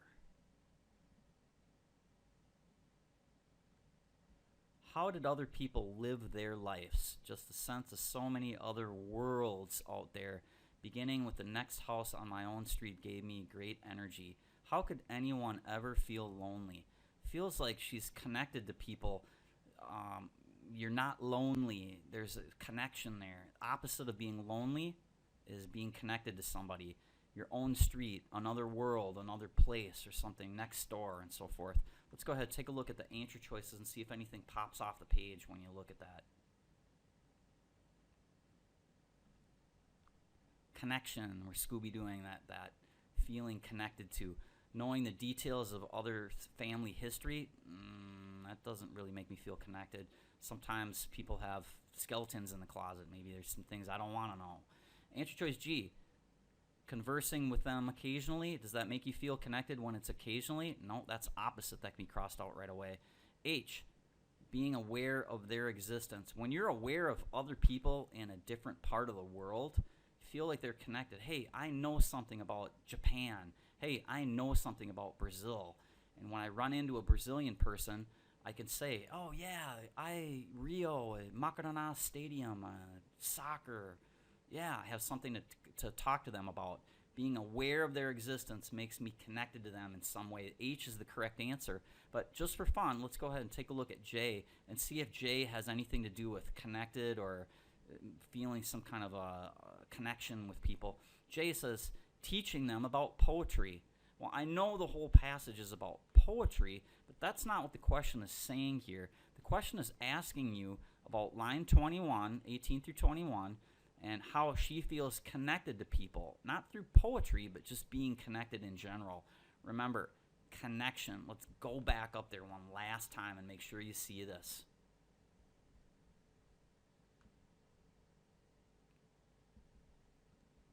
Right here, it says, how did other people live their lives? It's whenever you ask a question, you're probably going to, geez, how did people live their life? I want to find out. When I find out, I feel connected to them somehow. Just as a sense, many other worlds out there, beginning with the house next door, down the street, gave me great energy. Seems positive. That is going to lead us to the only answer choice that pops off the page there, which is being aware of their existence. Answer choice H. 24H.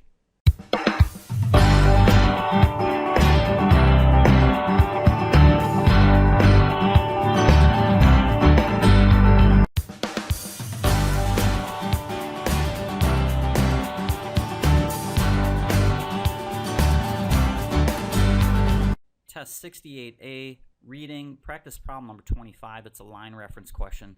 The problem states, as it's used in line 31, the word shadows most nearly means. I used something called the vacuum cleaner technique here. And let me just tell you a quick story about how this was made up, the vacuum cleaner. When I was 6 years old, I went over to my grandma's house, and I saw my grandma has a bird. And the bird would throw all kinds of bird seed on the ground. And from previous experiences, remember, it sounds kind of geniusly to me, remember, learn from past experiences. Previously, a visit to my grandma's house, I saw my mom go in with a vacuum and vacuum up the bird seed underneath my grandma's bird cage. So I was a good little boy. I went and got the vacuum out and started pushing the vacuum underneath the bird cage. But I was only 5 or 6 years old. My mom said, hey, Thomas, you need to plug in the vacuum before it actually is going to suck up the bird seed. So she plugged it in. That's exactly what we're going to do here. Plug in these words into the sentence and see which one sounds the best. So here's the sentence in line 31. Words dissolve the shadows. So what we're going to do is we're going to take the word shadows. We're going to go ahead and replace it with one of these words. So let's go ahead and say this sentence and then plug in your answer choice. Plug it in the vacuum cleaner. Words dissolve the outlines. Not really, that doesn't really make sense. Words dissolve the reflections. Words dissolve the spirits. Words dissolve the barriers. Words dissolve the barriers. Breaking the barriers down. You see how that's the better answer choice? Read from the beginning of the sentence to the end. Take your new word from here and plug it in there using the vacuum cleaner technique. 25 using the vacuum. D is the correct answer.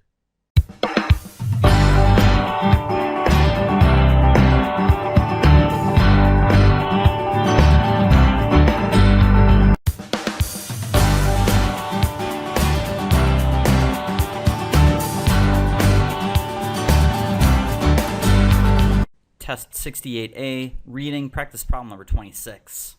26 is a line reference question again here. Here's what it says. As it's used in line 53 and 54, the phrase far away most nearly means, let's go up to line 53 and see what they're talking about here. Line 53 is at the top of the page here, and it says this: we think in poetry, but some people pretend poetry is far away. So once again, we see the key word here. It's a flip-flopper, the word but. That means the sentence on this side and the sentence on this side mean opposite of each other. They're asking us to interpret the right side of this sentence here. And it says, some people pretend poetry is far away. So we know that that means that poetry is not far away. So over here, what do they say? We think in poetry. Well, when you think in poetry, it's not far away from you because it's part of you. It's your thinking process. So the opposite is we think in poetry, but some people pretend that we don't think in poetry. We don't think in this format. So let's go down over here and see if there's an answer choice that emulates the same thing as what we just saw there. If we think in poetry, it's a part of our being. So the opposite of thinking in poetry would be not thinking in poetry and not having be part of us. Let's go ahead and look at the answer choices here.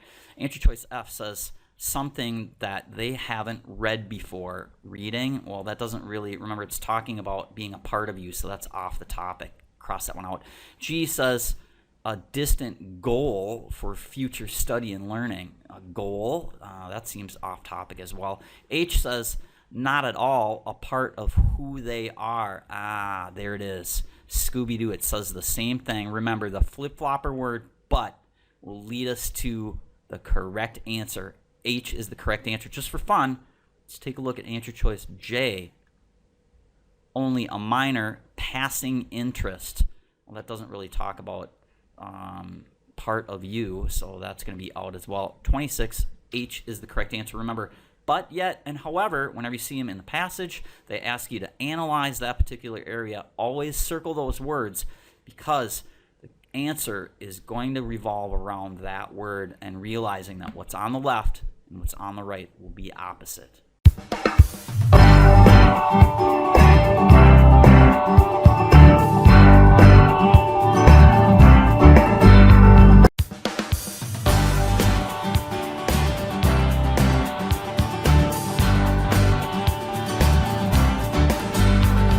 Test 68A, reading, practice problem number 27. 27 states, the narrator most strongly implies that when she presents her students with a poem she doesn't really understand, she invites her students to. This is a mystery question. The key word that I picked were students. Remember, I'm going to finger scan for the word students. When you finger scan for this word, you're going to take your finger and go from the top of the passage, starting at the very left, go all the way across to the right and say the word students. Then go down to the next line and go backwards, left to right, right to left, student, student, student, student, student, student, student, student, student. As soon as you come across the word, it should jump off the page. Remember, they like to hide words on the side on the left, on the side on the right, or in the top sentence or in the bottom sentence. Those are words where we can't see them very well because of something called eye tracking. They hide those words, so be careful. If you miss the word, it's usually on the sides or in the first sentence or the bottom sentence. When I finger scanned, I found this word on line 59. Let's go up to line 59, show you where I found it. Right here. Then I read from the beginning of the sentence. I love to offer students a poem now and then that I don't really understand. It presents them with the immediate opportunity to be smarter than I am.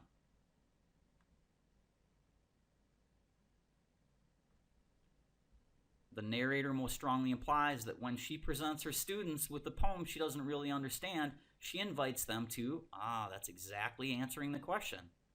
Make their own various interpretation, and when they make their own various interpretation, they are smarter than she is because she doesn't know what it means. She has no interpretation because she doesn't understand it. B is the correct answer. Let's look at the other ones to make sure that you see why those are wrong. Answer choice A says, help make the poem's single meaning clear to her. That's totally off topic. That's not what she's even talking about here. Answer choice C says, analyze the poem together. Well, she's the teacher. Why does she need to analyze it with the kids and decide on the one true meaning? That goes against the whole concept in the passage. C is out as well. Let's take a look at D. Disregard the meaning of the poem and instead study its structure. Well, that completely goes against our genius map as well. That's out of there. The correct answer for 27 will be B.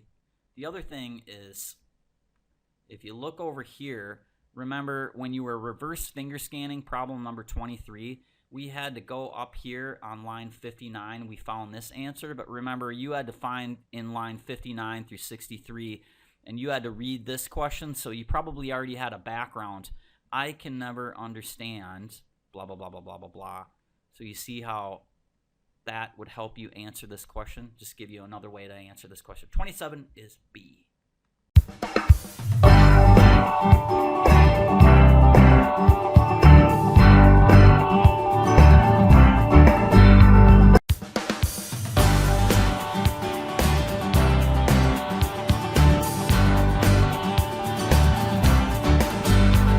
Test 68A, reading, practice problem number 28. 28 is a line reference question, and we're going to use the Kelly Sparkplug rule.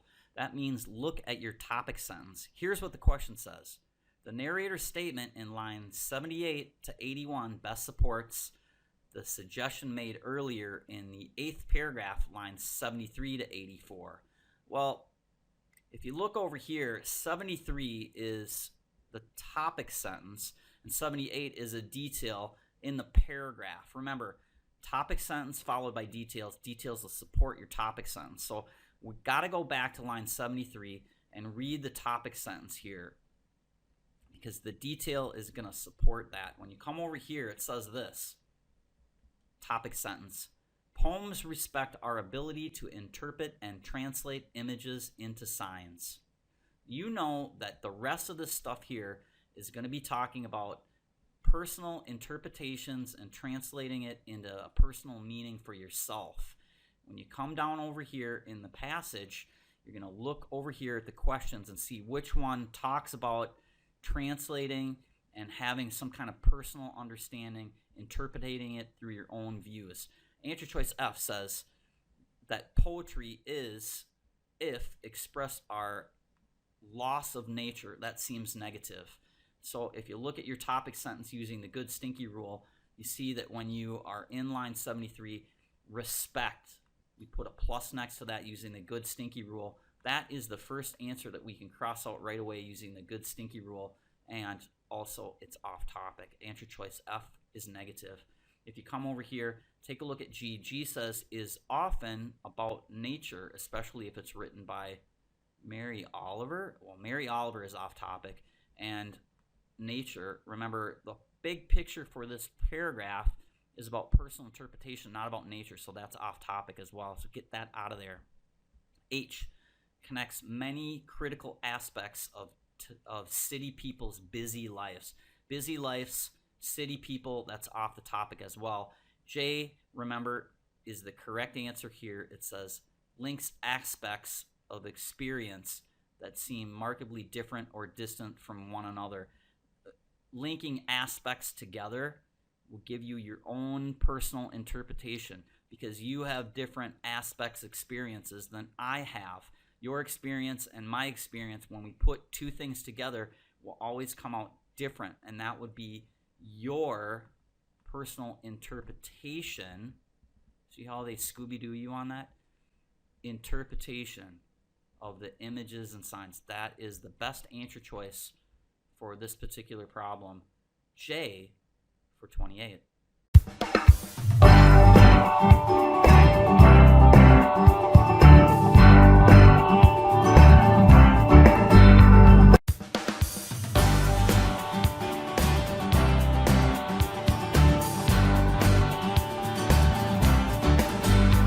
Test 68A, reading, practice problem number 29. 29 states, the narrator states that she was intrigued by earliest poems she experienced that gave her insight into all secret territories of, first of all, it's a mystery question. You're going to finger scan for a keyword. What I did is I finger scanned for earliest poems. When I did that, I went to the top of the passage.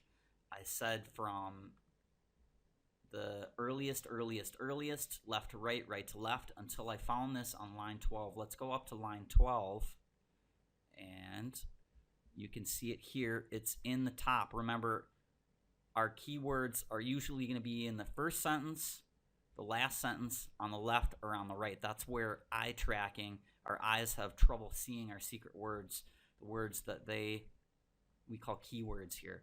So we find earliest poems, and it says, I was fascinated with the earliest poems I read and heard and gave insight into all the secret territories of what? Human spirit. Pick your keyword, finger scan, find it. Now we're going to answer the question by looking for an answer choice that deals with human spirit. 29, whoa, jumps right off the page. Mystery question, pick your keyword, finger scan, 29B.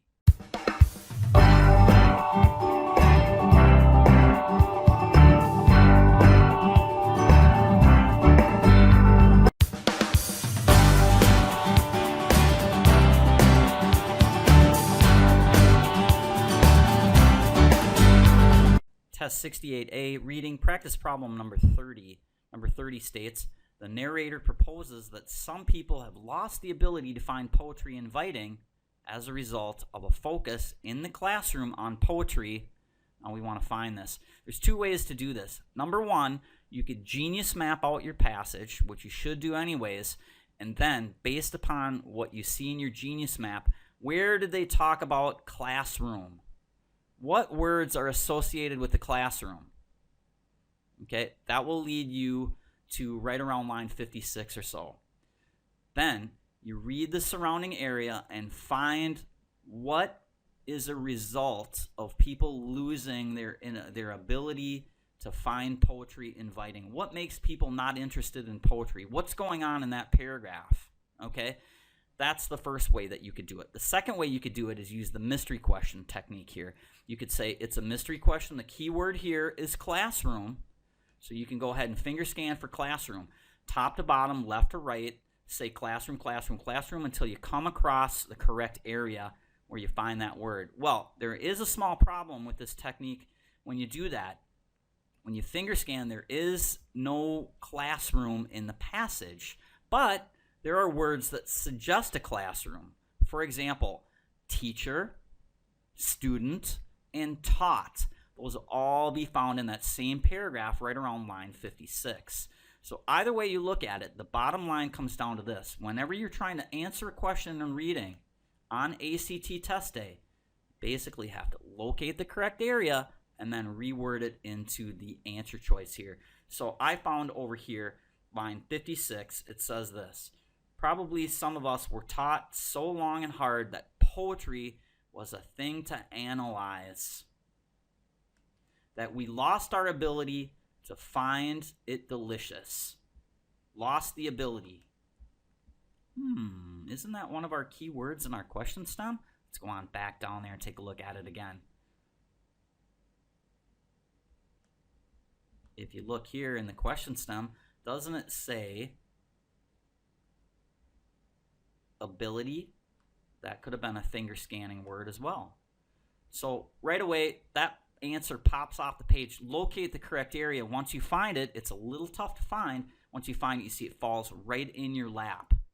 So remember the technique here. we said in order to answer a mystery question, it's hard to find, we labeled that 8 plus rewording plus 2 will equal the value of 10. 8 plus 2 equals 10. F is the correct answer for 30.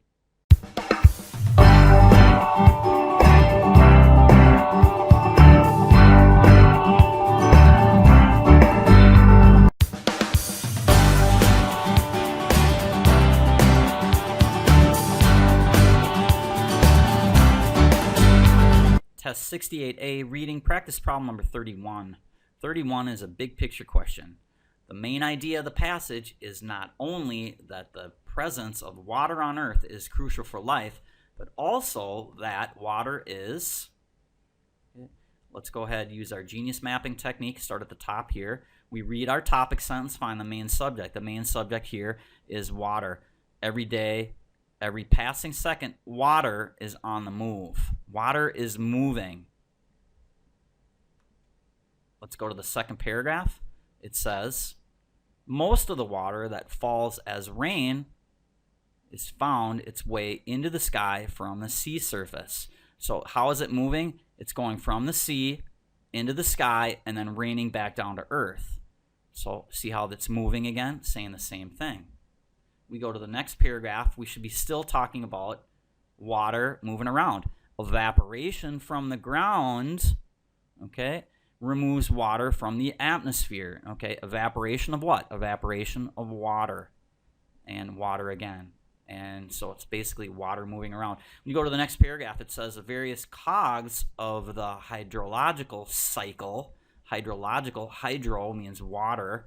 If you didn't know that, you can just assume it's a cycle of going from moving around from earth to the sky, back to the earth, to the sky, evaporation, and so forth, rain and all that stuff.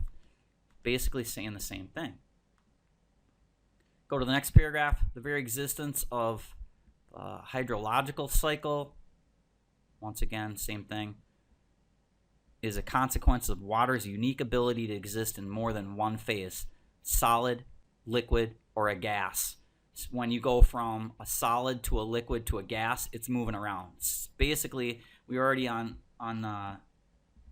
all over this topic here. Here we go, it says the freezing of water. Well, now we're changing it into a solid, okay, so it's moving around again. We go the hydrological cycle, emphasizes the dramatic nature of Earth's environment. Hydrological cycle, moving around, water moving around, different phases. Water is a lubricant for biogeochemical cycling. Once again, water again. So we know that there's different phases of the water cycle, and water's basically moving around here. The main idea is not only to talk about Earth, water on Earth being crucial, but also that water is constantly in motion.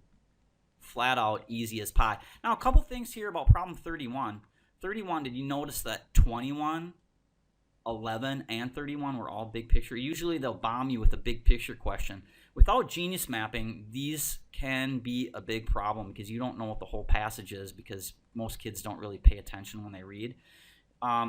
It's up to you whether you want to save this to the end or if you want to attack it right away. It just depends on how good your genius mapping ability is. And that's something that you can discuss with Professor Thomas one-on-one and ask, well, should I do these problems? And try a couple of them in the Genius Combine as well.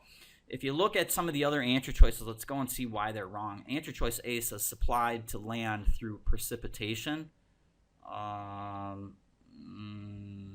Not really the greatest answer. B says abundant in a liquid state. That's too narrow. And D says a superb solvent. That is off the topic, definitely too narrow. C is the best answer for practice problem 31.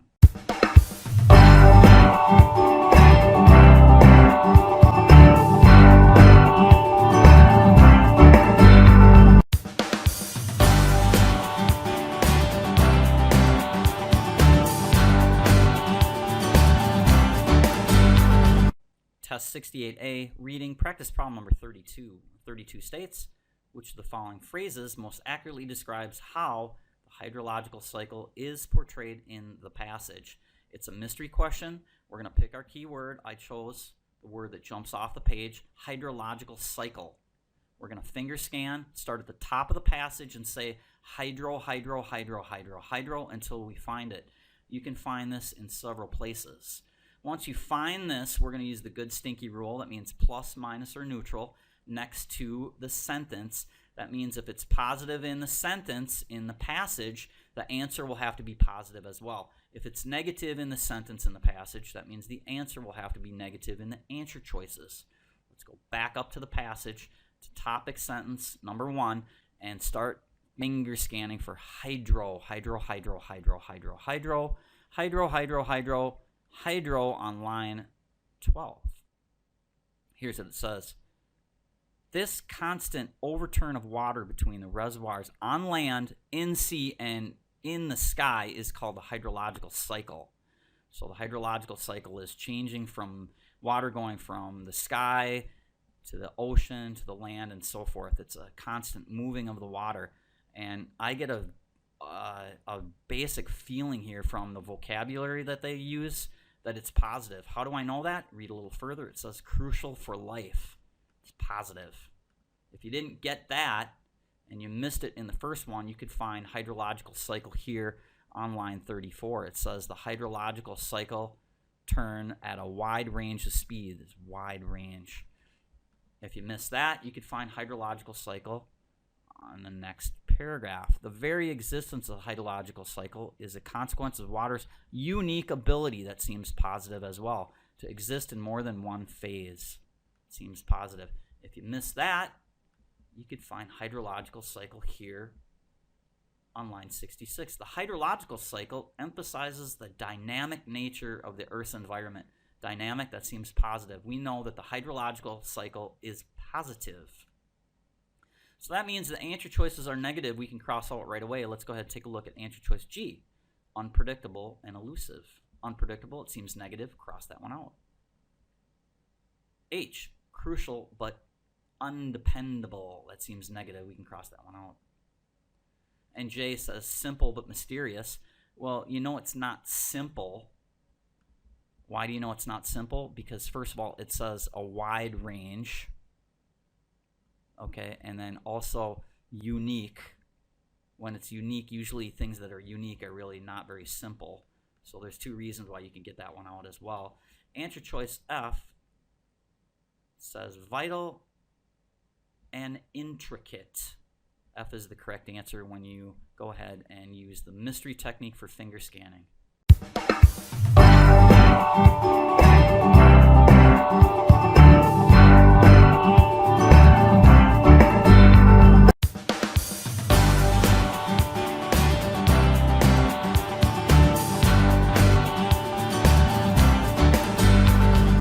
Test 68A, reading practice problem number 33. 33 reads, the passage most strongly supports which of the following inferences about the hydrological cycle? It's a mystery question. We're going to finger scan for hydrological cycle. When you do that, you can locate the hydrological cycle in several different areas. And the best place to find the first one here is on line 38. We find hydrological cycle here on line 33, and then read down a little further. The various cogs of the hydrological cycle turn at a wide range of speeds. Rainfall in a river's upland source region can take weeks to reach the sea, while water vapor evaporate from sea surfaces typically takes about 10 days to fall again as rain. For water locked up as ice, cogs may grind slowly indeed. Let's go back down to our answer choices and see if anything pops off the page when we read that. It says slowly indeed in ice and quick when you're going from the sea to evaporation to the land and so forth, going from the rivers and stuff like that. A is the best answer choice because it tends to progress slowly in colder climates because it takes longer in ice. Remember, you saw that up here. Polar ice caps. See that right here. The water at the base of the polar ice sheets is typically frozen for hundreds and thousands of years. Saw that up here, and it says, for water locked up in ice, the cogs may grind slowly indeed. Get that answer from right in there. Let's go back and take a look at the other answer choices and see why they're wrong. A is correct for 33. B is wrong because it says it depends on a greater volume of water being evaporated than being returned to land in rain or snow. It never says that. That's off topic. C says it tends to make the desert drier and the sea levels higher. Never says anything about that. That doesn't make any sense. How can sea levels become higher? You have the same amount.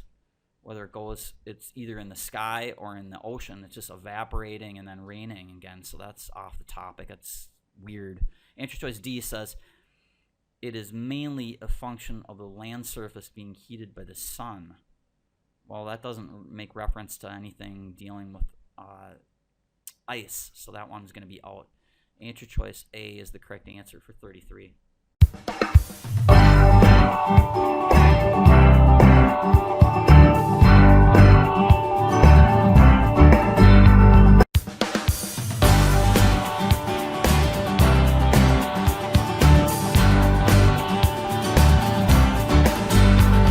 Test 68A, reading, practice problem number 34. 34 is a mystery question. We're going to go ahead and reverse finger scan the answer choices.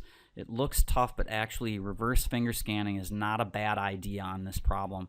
The second thing is this. You see the word not. Whenever you see the word not, except, or least, make sure that you go ahead and circle that, because that means that you will have 3 correct choices and 1 that is not correct. 3 of these will be in the passage. 1 of them will not be in the passage. So here's what we're going to do. We're going to take the first answer choice and we're going to finger scan and try and find billows of clouds.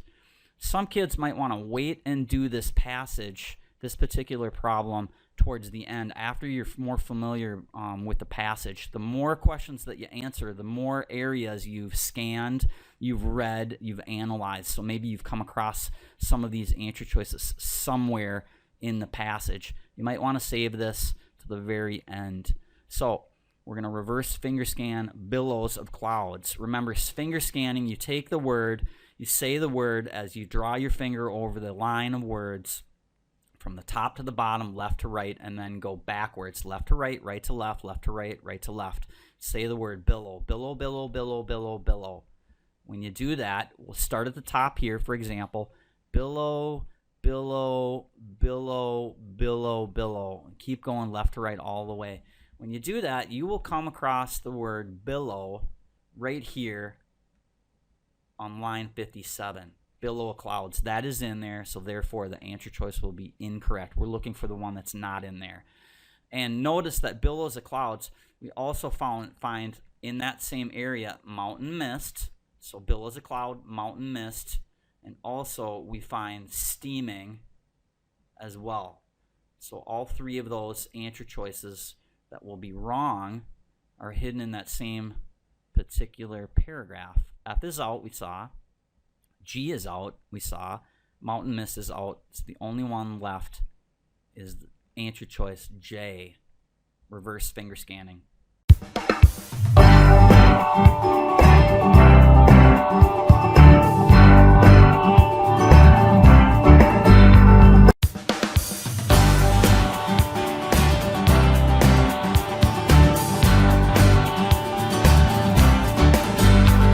Test 68A, reading, practice problem number 35.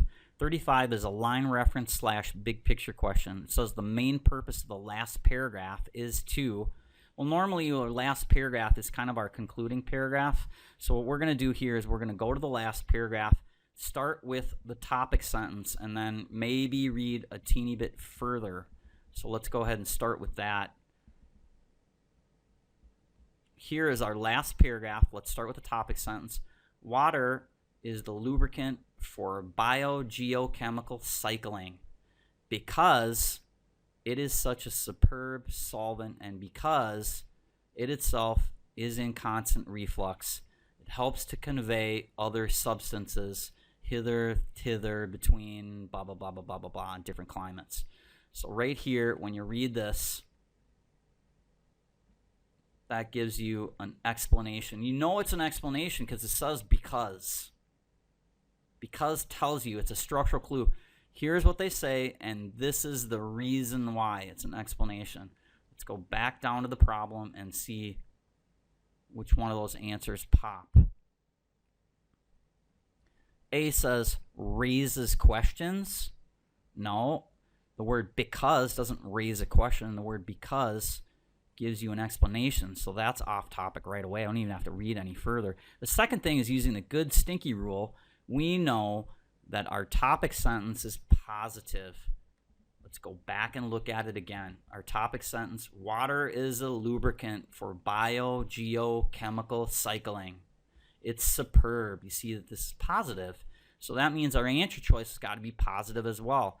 Answer choices that are negative can be crossed out right away. It raises questions. See how that both of the two reasons that's out right away about basic assumptions, that's out. B says it introduces new theories. No, it doesn't introduce anything. It gives you an explanation. Introducing a new theory would be giving you a new topic sentence. The word because is giving you an example, not a new topic sentence. So that one is out. C says illustrate. When you give and use the word because, you are illustrating something with an example. So C is the correct answer, and it illustrates the primary function of the hydrological cycle. That's the correct answer. Let's go ahead and take a look at answer choice D just for fun. D says speculate about the unknown function of the hydrological cycle. Well, the word because gives you an answer already to what the hydrological cycle does, and the word speculate seems kind of negative. So right away, that's out because it's negative, and then also because of the word because doesn't speculate about anything. So that one is out. 35, the correct answer therefore will be answer choice C.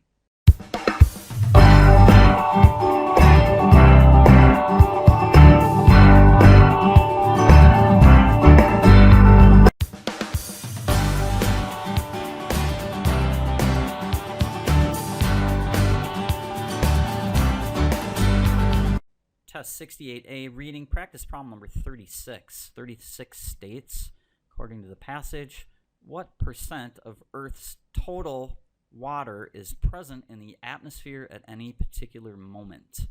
First of all, it's a mystery question. We're going to pick a keyword. I chose the word atmosphere. Then I'm going to finger scan and say the word atmosphere, shorten it up, app.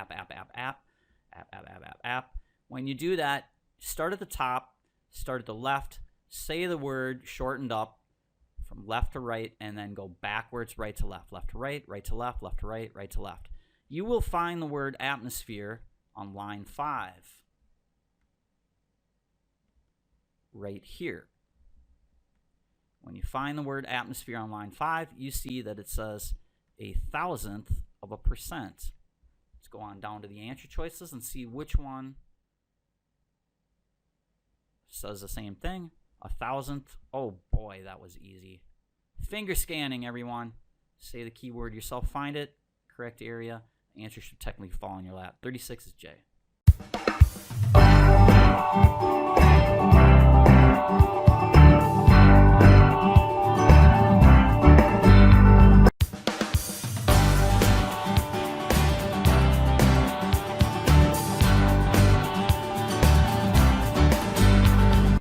Test 68A, reading practice problem number 37. 37 is a line reference. It states, as it's used in line 9, the word uniformly most nearly means. We're going to basically take this word and we're going to Scooby-Doo vocabulary style into one of these answer choices here. If you don't know what uniform means everything is the same. I have to wear a uniform to school. That means the kid sitting next to me has got to have the same uniform if he's a boy, and the girl across from me has to have the same uniform as the girl sitting behind her. Uniform means the same. So when you come over here, we're going to look for an answer choice. It says something similar to that. We can come on back here and read. Here is the word uniformly. We have to read from the beginning of the sentence, which is here. Yet only resides in the atmosphere at any moment enough despite just 1 inch of rainfall if it were to fall uniformly throughout the world. Uniformly throughout the world, that means If you have 1 drop, it's got to be in Mexico, it's got to be 1 drop in Hawaii, and it's got to be 1 drop in Thailand, it's got to be 1 drop in India, it's got to be 1 drop in Japan. Uniformly, based upon that sentence, that's what that means. Vocabulary, and B is going to be the correct answer, evenly. We could use the good stinky rule uniformly here. It sounds like it's a positive word. That means answer choices that are negative can be crossed out. Inconspicuously feels not just wrong. It just feels kind of negative, almost like it's like undercover. You know, that's wrong because of the good stinky rule as well. 37 is B.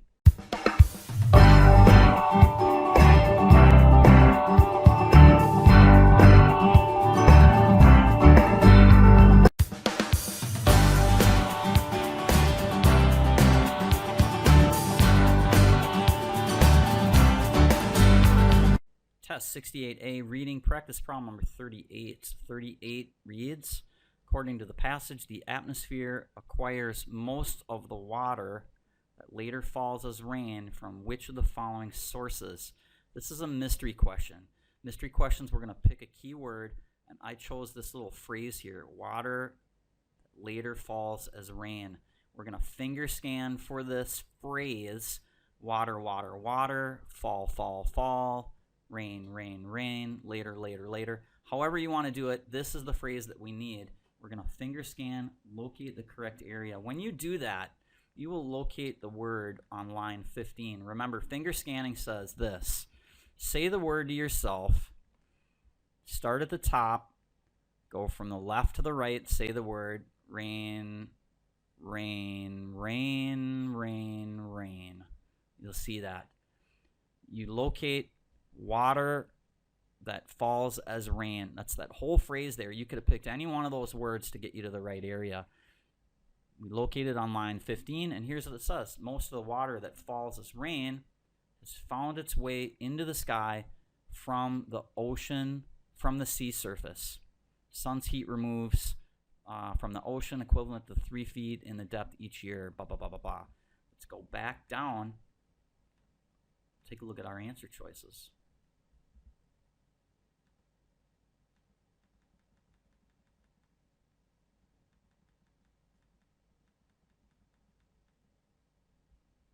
Does it come from polar ice sheets? Nope. G, the sea surface. It says it right there in line 15. Answer choice H is wrong because it says land surface in the tropics. Tropics doesn't say anything about that. That's off topic.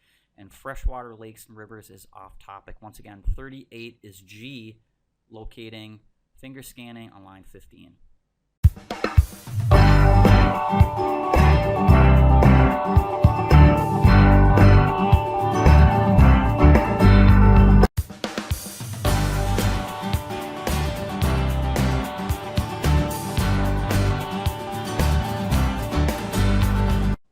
Test 68A, reading, practice problem number 39.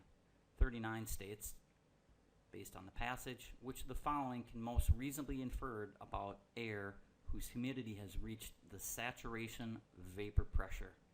First things first, problem number 39 is a mystery question. In mystery questions, we'll pick a keyword. In this case, I picked the keyword that jumps off the page, saturation vapor pressure.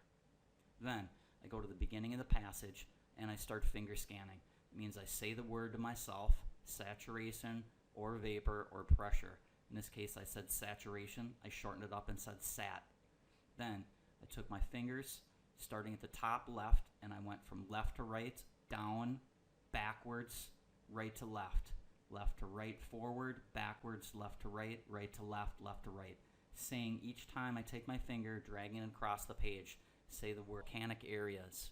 Now notice that halfway through, we have a structural clue called but. It's a flip-flopper. That means this first part here is opposite of the second part here. And here's what it says on the first part. This will give us a hint to what the definition of saturation vapor pressure is. It says here, the Earth's surface never gets hot enough to boil. Well, if the Earth's surface was hot enough to boil, water would turn into steam. And it would continually go up into the air until the air was not able to hold any more water. So, in this particular case, they're saying that this is never hot enough to make all the water turn into vapor. Then we see the word but, so we know the opposite of turning water into vapor and having it full would be not having it. So the saturation vapor pressure would be having water turn into vapor and having it be completely full. Because remember here it says it's not hot enough, so you can assume this will be the opposite of that. Now, with that in mind, we're going to go back down to problem number 39 and see if anything pops off of the page. Answer choice A says it will no longer absorb additional water. Well, isn't that what we said up in the very beginning? Just because we saw that word but. This is the correct answer. Now remember, go back and look at this and make sure you understand how we used the word but to our advantage. This sentence here on the left and this one on the right will be opposite. Not hot enough to boil, so that means this might be, what's the opposite of not hot enough to boil? How about boiling? Boiling means turning all of the water into steam. See where we're going with that? Now gives us a hint into answering the question. Let's go ahead and take a look at the other answer choices to see where we're at. B starts talking about oceans and carbon dioxide. That is off the topic. That can be crossed out right away. Answer choice C, it says it will begin to absorb nutrients and nitrates and phosphates. Never talks about that, so that's off the topic as well. And D says it will not produce clouds or mist. Closer, but still by far, answer choice A is the best answer. Remember, we're using the structural clue or flip-flopper, as we call it, the word but, to help us understand difficult vocabulary. There you have it, problem 39, answer choice A.